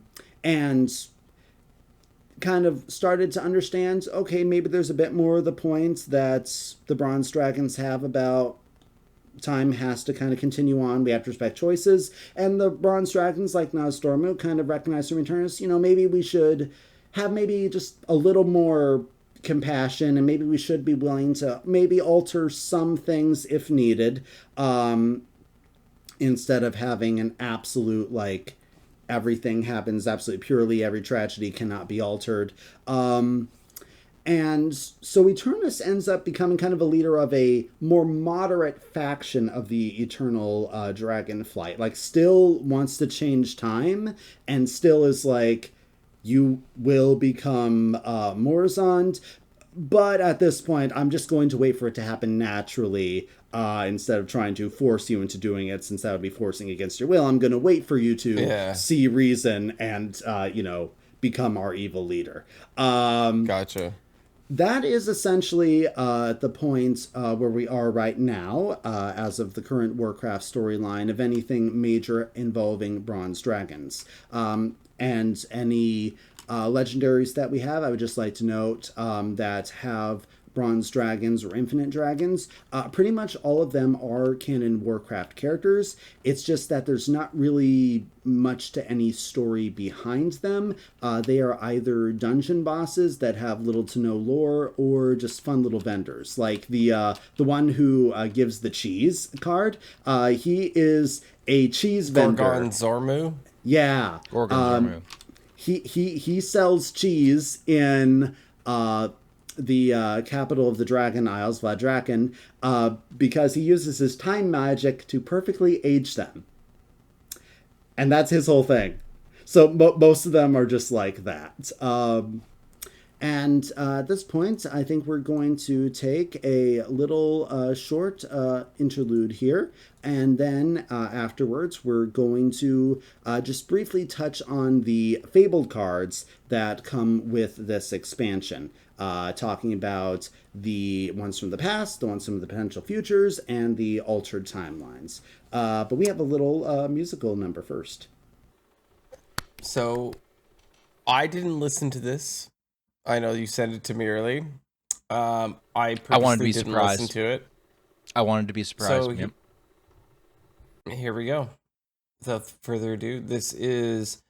I call it Fate's Unstable, the Nosdormu song.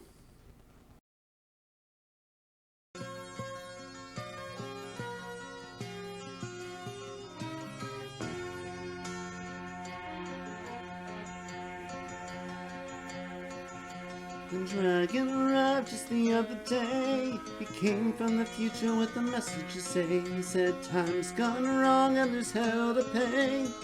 I need your help with the foe to slay. And we were flying for I knew it. And as we flew, he said, there's something you have to know, son. A secret I have to tell you. He said that fate's unstable and approaching doom. He's a great bronze dragon named Nosdormu. When are we going? I don't know when, but we'll fight together then. We'll meet up at the end times then.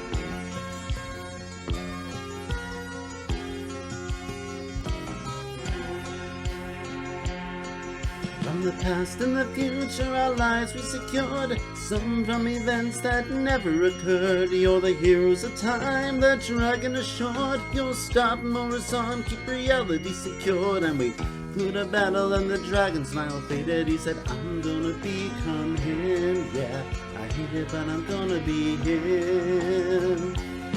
He said his fate's unstable and he must respawn. He's an infinite dragon named Morzand. I'll fall to corruption, I don't know when, but we'll fight together then. We'll meet up at the end times then.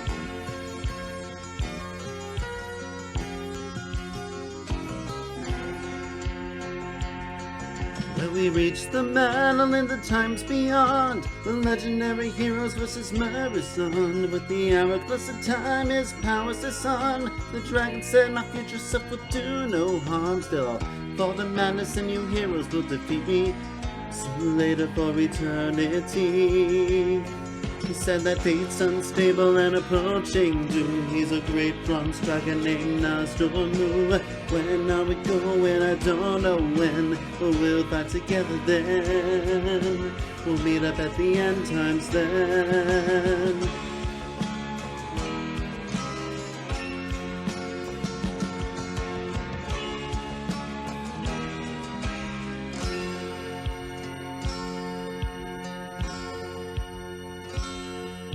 The crisis ended, we all flew away and returned to the present day.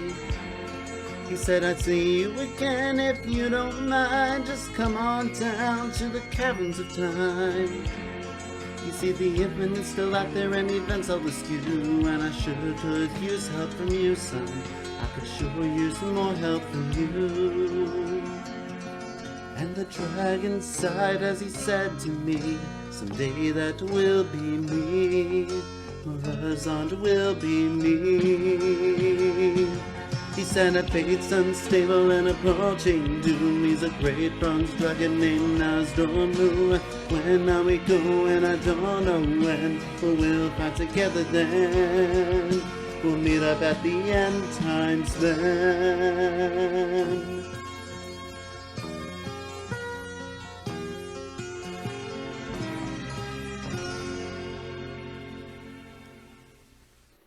That was so lore deep. I loved that. That was cool. Thank you. It was. I like it. It said Man on the Moon. It was Nozdormu.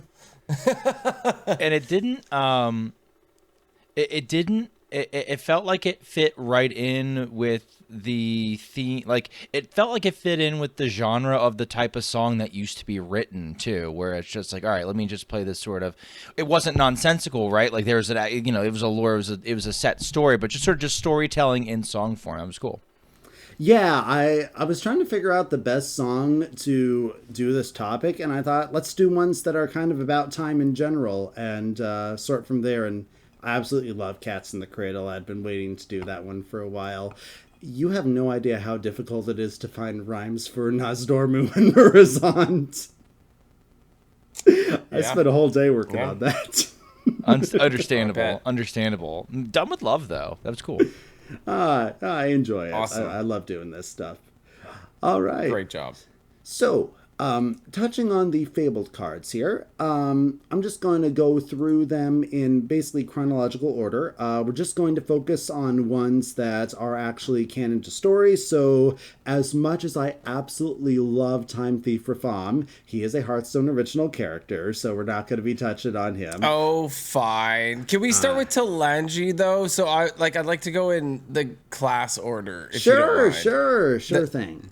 Yeah, All so right. DK, so if you want to do Talanji, that would be great. All right. So, Talanji is the princess of the Zandalari Trolls, eventually becoming the queen after her father, King Rastakhan, who you may remember from Rastakhan's Rumble, after he eventually died. So, the backstory here is that Rastakhan and previous generations of kings before him had a patron Loa. This is, as you may remember, also from Rastakhan's Rumble. Loa are these powerful spirits, often in the form of animals, that help out the trolls. The trolls are very devoted to them, and oftentimes an individual or a kingdom or just some other group will have a patron. In this case, it was Razan, who was the Loa of Kings, and he's basically a really cool T-Rex Loa, who we do not have a Hearthstone card for yet. Although, I believe there is the hero portrait for Talanji that is, she has like stars in the background, and there's like a T-Rex head. That's a reference to her Loa Razan, actually. Oh, okay. Cool. Yeah.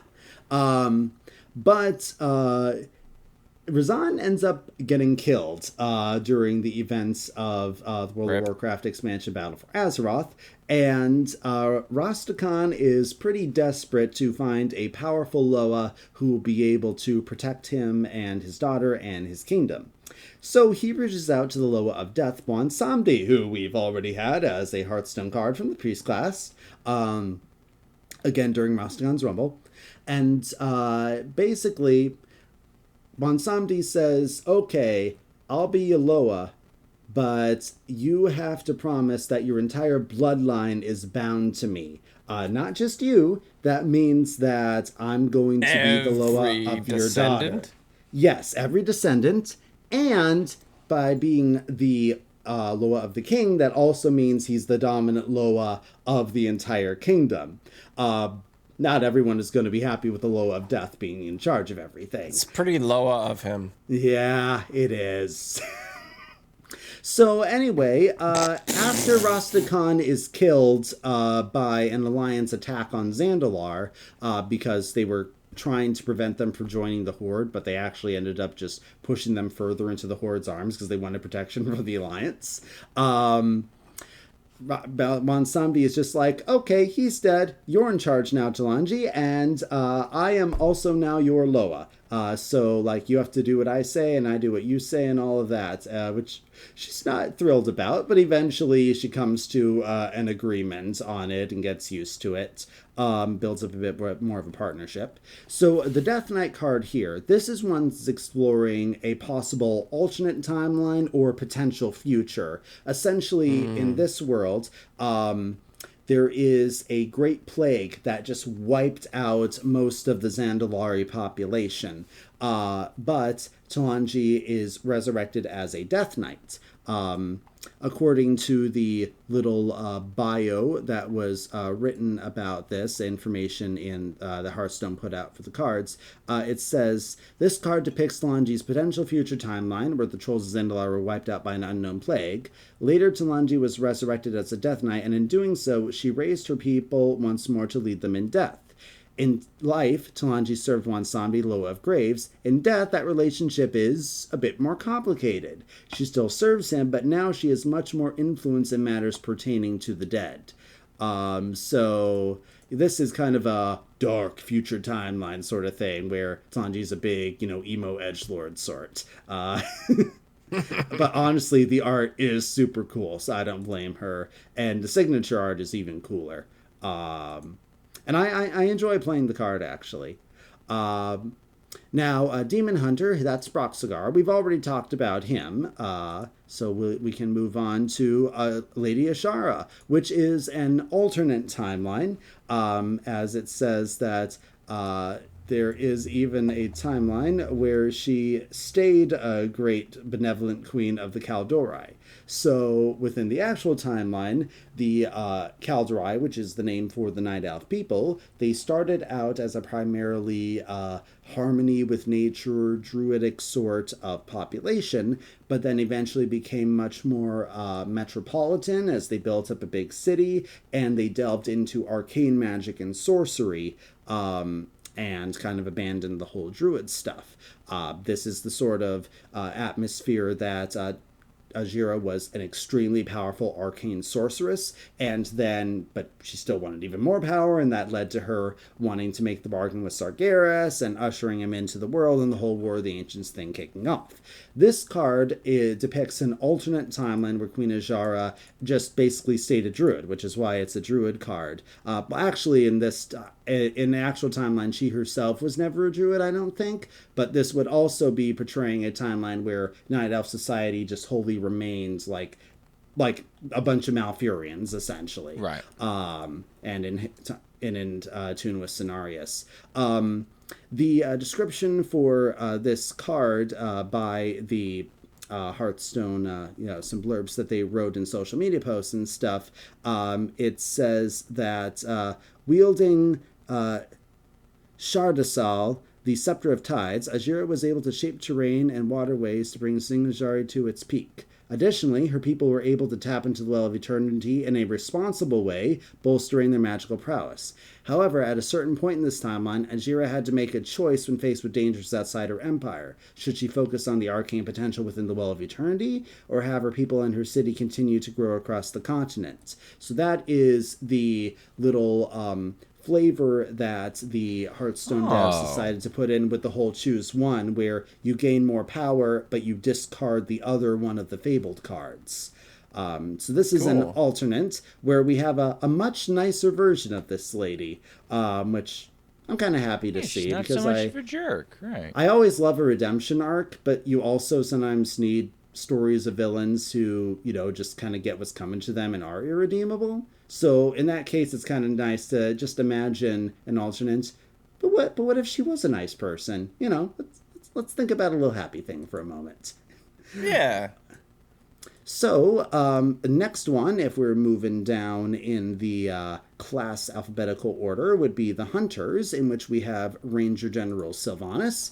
This is obviously the Sylvanas that we all have known for quite some time. We know her as the Undead Queen of the Forsaken, and Banshee Queen and all of that. But before all of that, she was the Ranger General, basically a high military rank of the High Elves. This is the Blood Elves before they became known as Blood Elves, which they only did after Arthas led the Legions of the Lich King, which this would be from March of the Lich King. You remember that type of story. And decimated Quel'Thalas, the city of the High Elves, and then the survivors renamed themselves Blood Elves in memory of the sheer amount of elves that were killed in that occasion. Sylvanas, of course, was eventually killed by Arthas in that assault, and then resurrected as a banshee and forced to serve him, later gaining her own free will and forming the Forsaken and all of that story.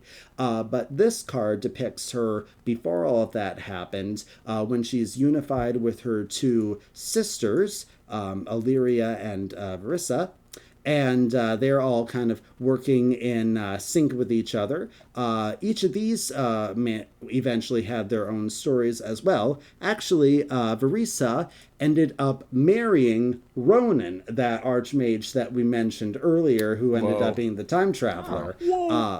And then Illyria actually ended up marrying Turelian, the paladin, who you might remember, like Trillian the Tenured from the Scholomance Academy and such. And then they actually have a whole thing where they got stranded in Outland, and Turelian ended up becoming recreated, like forged in light and doing big battles against demons, and Illyria ended up becoming infused with void powers. And those two, apparently, for the new World of Warcraft expansion that is coming out within a month's time as of this recording, World of Warcraft Midnights, those two are apparently going to be quite centerpiece characters from what I've seen from the advertising. So yeah, each of these Windrunner sisters, they ended up getting very different fates that kind of drove them apart from each other, but they once were all very close, and that's what this card depicts, them all working in sync together.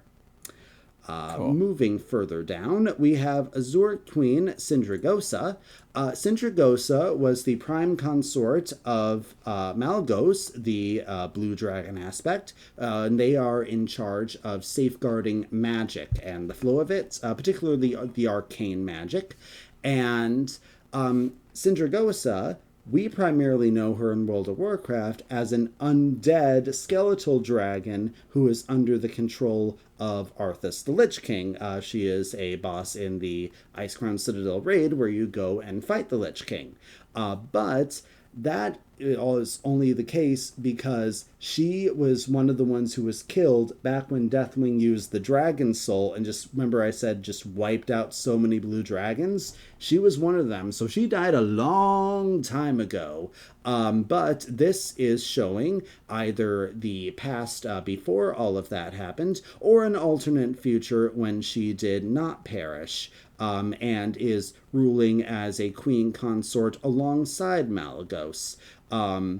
The art that we have for the signatures also depicts the Azure Oath Stone. The Oath Stones, this is what I was mentioning with the whole thing of the aspects rekindling their powers by having their grassroots get back to basic stuff on the Dragon Isles. The Oath Stones are the magical devices that they use to do that. So we actually have one depicted right here for the blue dragon flight within this card. And they're all working together for powerful arcane magic synchronization together. Moving down to Paladin, our fabled card for this is Geblin of Tomorrow. Geblin is, his full name is Geblin Mechatorp.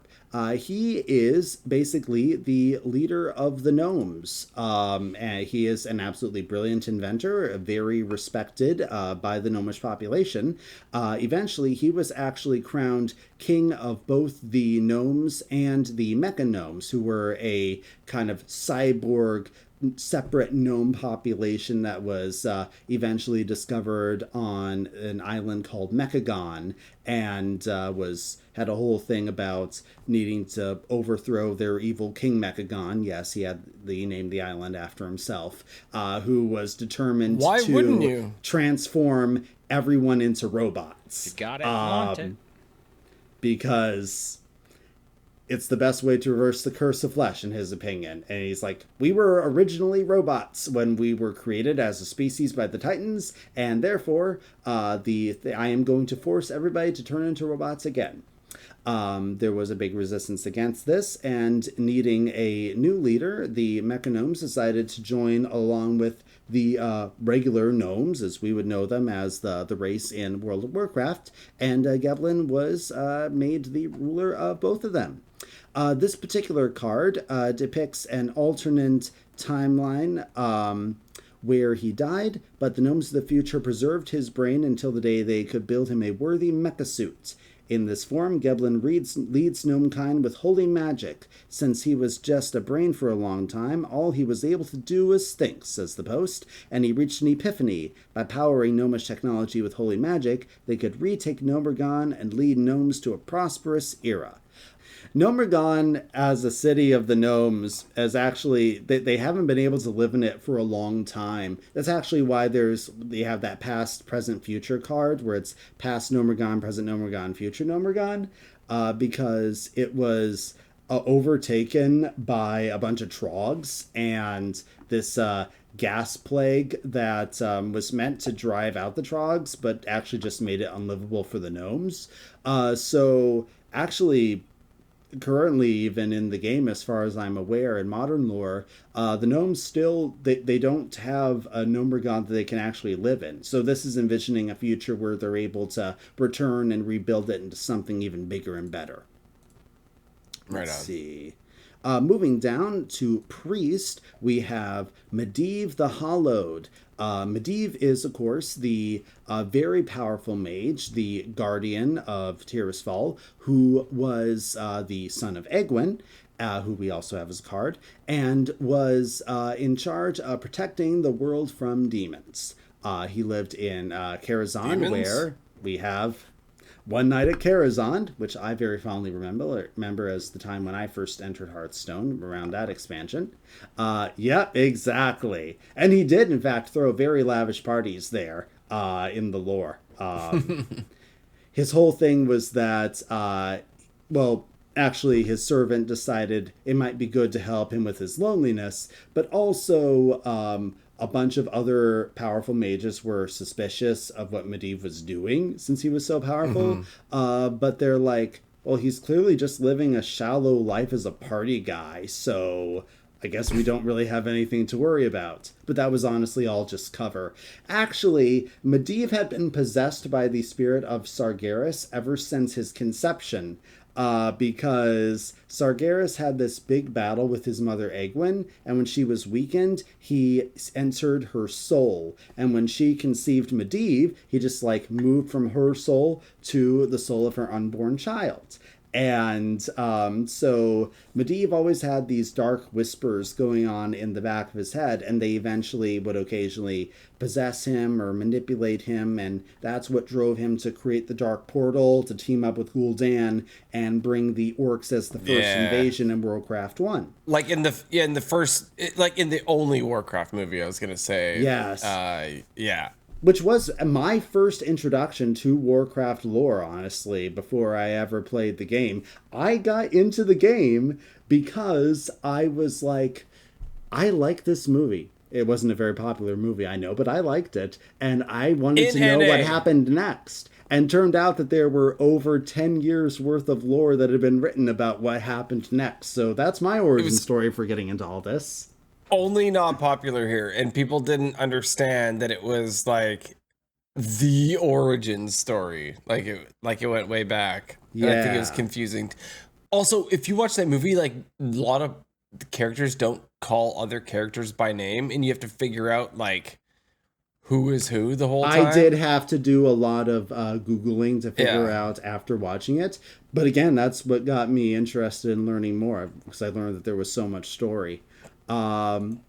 So anyway, that's the whole thing with Medivh as we know him. Medivh the Hallowed is an alternate timeline where he is able to resist the influence of Sargeras. As the flavor text says, in our timeline, Medivh tells himself he never had the chance to reject Sargeras' dark influence, but there is a timeline where he did. Let's see. It says in this timeline, he did expel Sargeras and devoted his life as guardian to ridding the world of Sargeras' influence. Karazhan became a sanctuary for all those who came into contact with any sort of demonic influence. Medivh donned white robes as he embraced holy teachings to realize his goal. And rather than having his whole aesthetic around a raven, in this timeline, it's a dove, says the Blizzard Post. Which is just kind of a neat little take on his look there. Now, I have this card, but I haven't been able to figure out how to utilize it, actually. This was one of my free draws. Does anyone know how to work this one?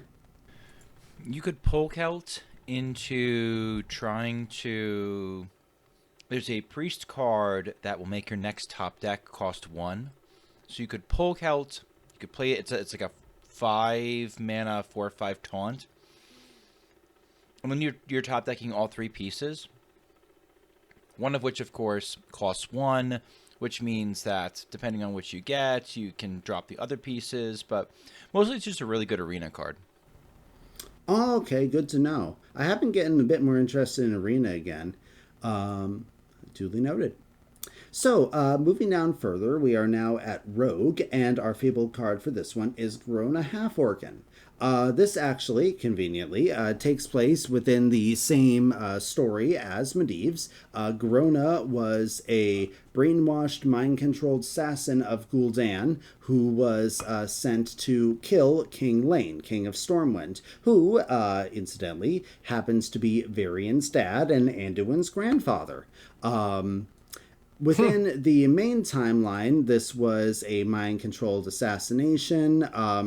Grona had actually become quite fond of the king and didn't want to have to do it, but the controls by Gul'dan and Cho'Gall forced her to, and so she killed him.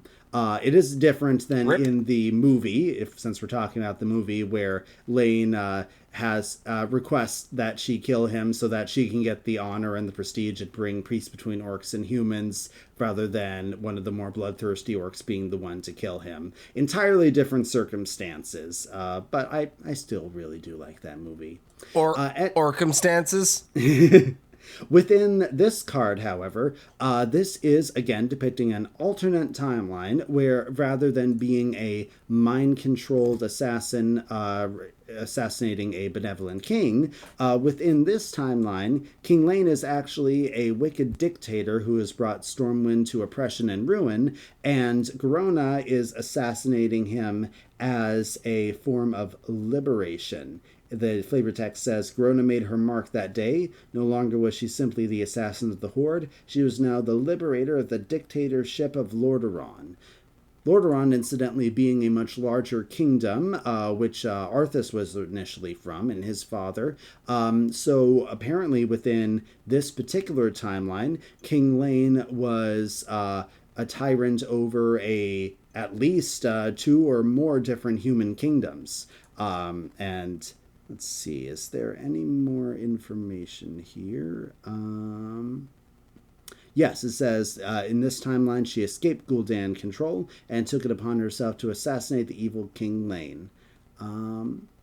Looks like not much else there, but I do find it fun when you have a bit of that switcheroo about a timeline where the good guy was the bad guy and the bad guy kind of became the good guy. That can kind of be a fun thing to explore there. Yeah. Let's see. Oh, yes. Muradin. Muradin is the brother of Magni and Bronn. They are the 3 Bronzebeard brothers. While Magni took on the role of being king, and Bran became the big, member of the League of Explorers, who we all know and love. Muradin actually initially was a kind of wandered around, but he was a ambassador, and he actually taught young Prince Arthas Menethil about fighting when he was just a boy. He was kind of a fighting mentor for him. Years later, when Arthas was up in Northrend trying to pursue the Lich King and the Dreadlords and all that stuff, he ran into Muradin, who was on an expedition for the League of Explorers. They had heard about this rune blade called Frostmourne, and they wanted to investigate this legendary artifact. This is how Arthas ended up finding Frostmourne and then becoming corrupted by Frostmourne. Yep, that Frostmourne. Exactly, Hydra. Within the regular timeline, as soon as they found it, Muradin suddenly had reservations. He's like, you know what? Actually, this sword has given off some pretty evil vibes here. I think we should leave it alone. But Arthas was like, I am willing to sacrifice my soul. No price is too high to pay for defending my people, yada, yada, yada. And he takes the sword out, and spikes of ice impale Muradin, and Arthas tries to heal him with the light, you got me. but he fails. Yes, he got him. And he leaves Muradin for dead. Initially, within the story, Muradin was dead. That was later retconned for him waking up with amnesia and eventually becoming the leader of a group of dwarves up in Northrend. Later being discovered during the fight against the Lich King, being brought home, his memories reawakened and reunited with his family. And then he eventually becomes a member of the Council of Three Hammers, which is the leading dwarven governmental body with representatives of the Bronzebeard, Wildhammer, and Dark Iron clans. So that's the canon Muradin. Within this particular alternate timeline, the flavor text says, there is no story more tragic in Ironforge history than that of King Muradin slaying the corrupted Prince Arthas. The Lich King never rose to power. The Storm Riders united, but the boy's death created fractures in the alliance that would never repair.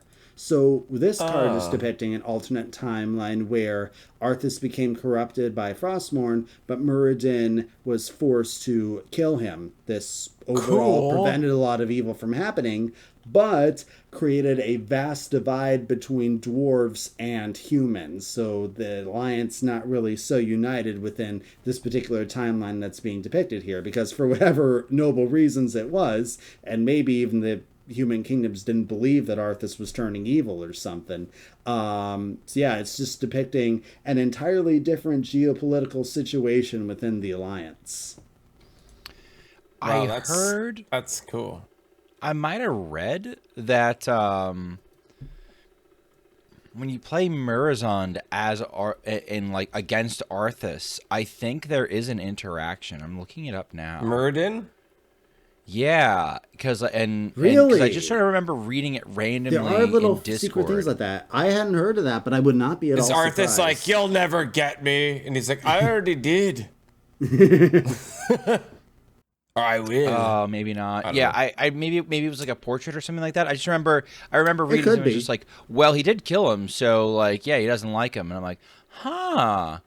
But Every so I often, might remember there are- different names. It's often like just a different voice line a lot of the times playing against a certain. Yeah. Like if you Yeah, play yeah, Karen exactly. Bloodhoof against Garrosh, you'll say, Garrosh, you are not worthy to lead the Horde, as like an alternate timeline because those two duked it out within the story. Yeah, there's fun stuff like that happens every so often. All right, so our last fable to talk about for warrior class is Logush Bloodfighter. This is actually a past version of King Varian Ring of Stormwind. This is during the period of time, if you remember us talking from back the United in Stormwind expansion a few years ago with Lady Prestor / the Black Dragon Onyxia in disguise. She actually used magic to split Varian into two different people.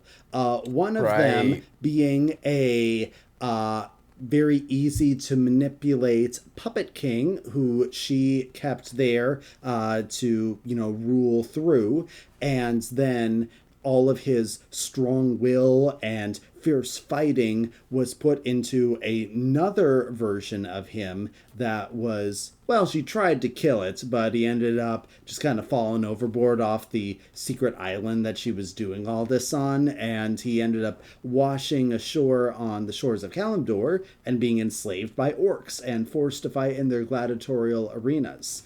Our fabled companions that come with him are Brawl Bearmantle and Valera Sanguilar. I mean, we all know Valera as the main default rogue hero for Hearthstone. Valera. She's actually more prominent in Hearthstone than in Warcraft because this is the main story that she's involved in. Valera was a night elf assassin, rogue, not night elf, sorry, blood elf, I meant to say, very important distinction, who ended up, she was a thief, and she got caught stealing from the Horde at one point.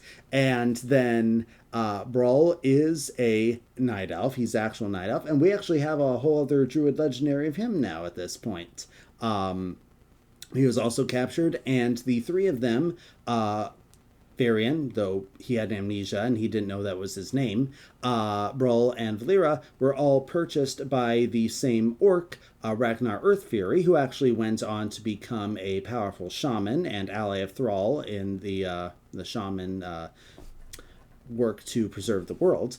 And basically, they were a team. And you want to have a good trained team because that's how you earn the money from the gladiatories fights, the betting and everything. Gotta earn the money. Yep, exactly. So basically, these three working together became a very tight team.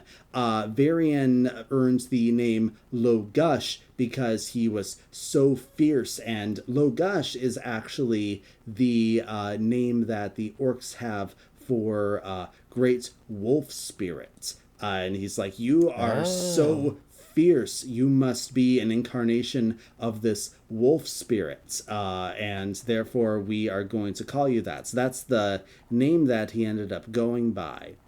Actually, I believe, let me just double check, I think that is a card that we have legendary for already from the Emerald Dream, if I remember correctly. Yes, Goldrin is actually another name that Logush is known by. Logush is just his orc name. He is a wild god. But yeah, so there's a connection between those two cards. This is the guy that this version of Varian is named after. Wow.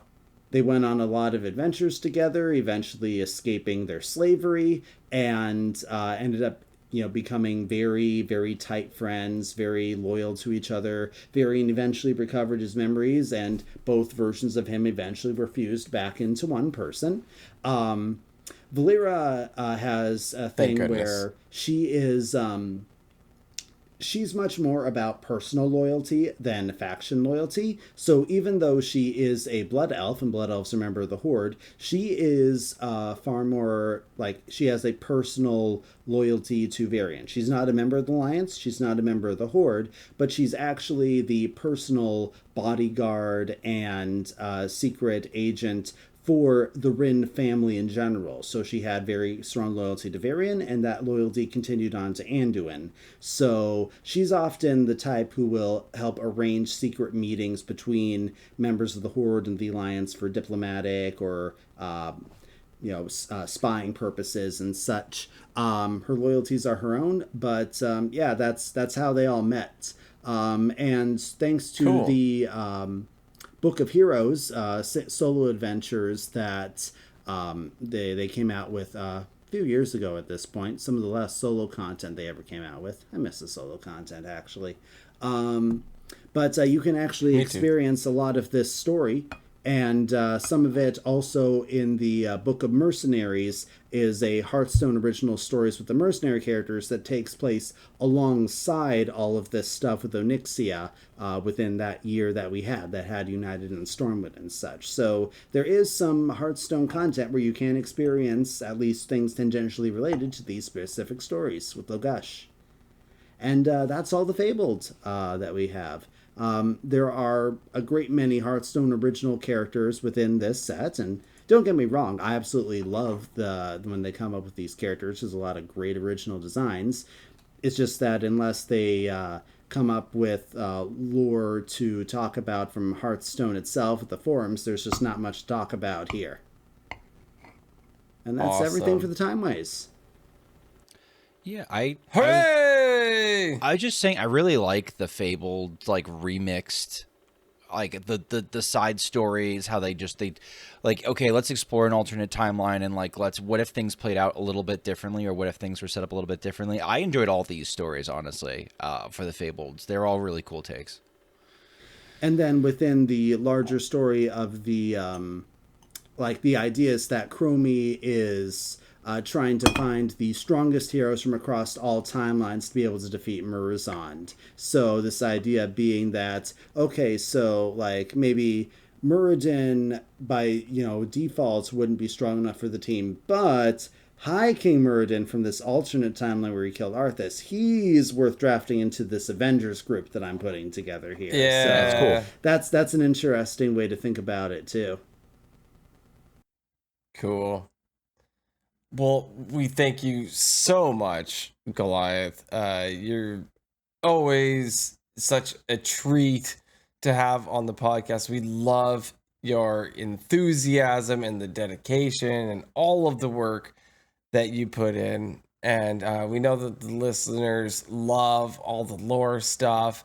Not everyone knows, I would say most people don't know these deep dives into their cards, where they come from, the stuff behind it. So we thank you for bringing that to our audience, and it's absolutely amazing. So thank you once again. Is there anything that you would like to say or to plug or anything like that, Goliath? Well, I don't really have any personal content to plug. I'm not terribly active on social media. I'm not really content creator at this point.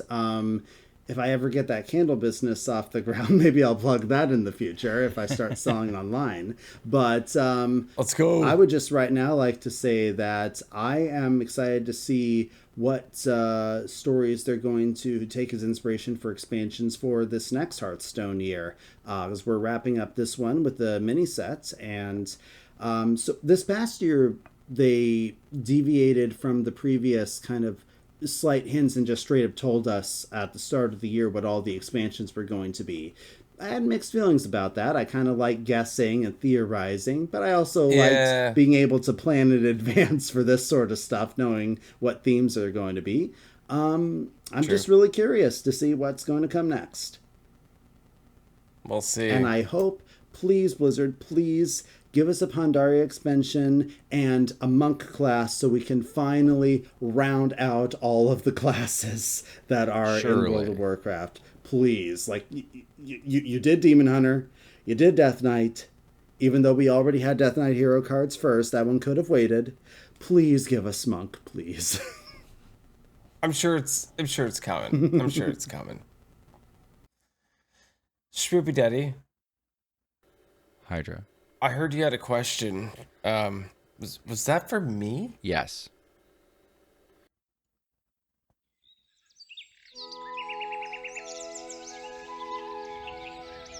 Unrelated Advice with Hydralisk.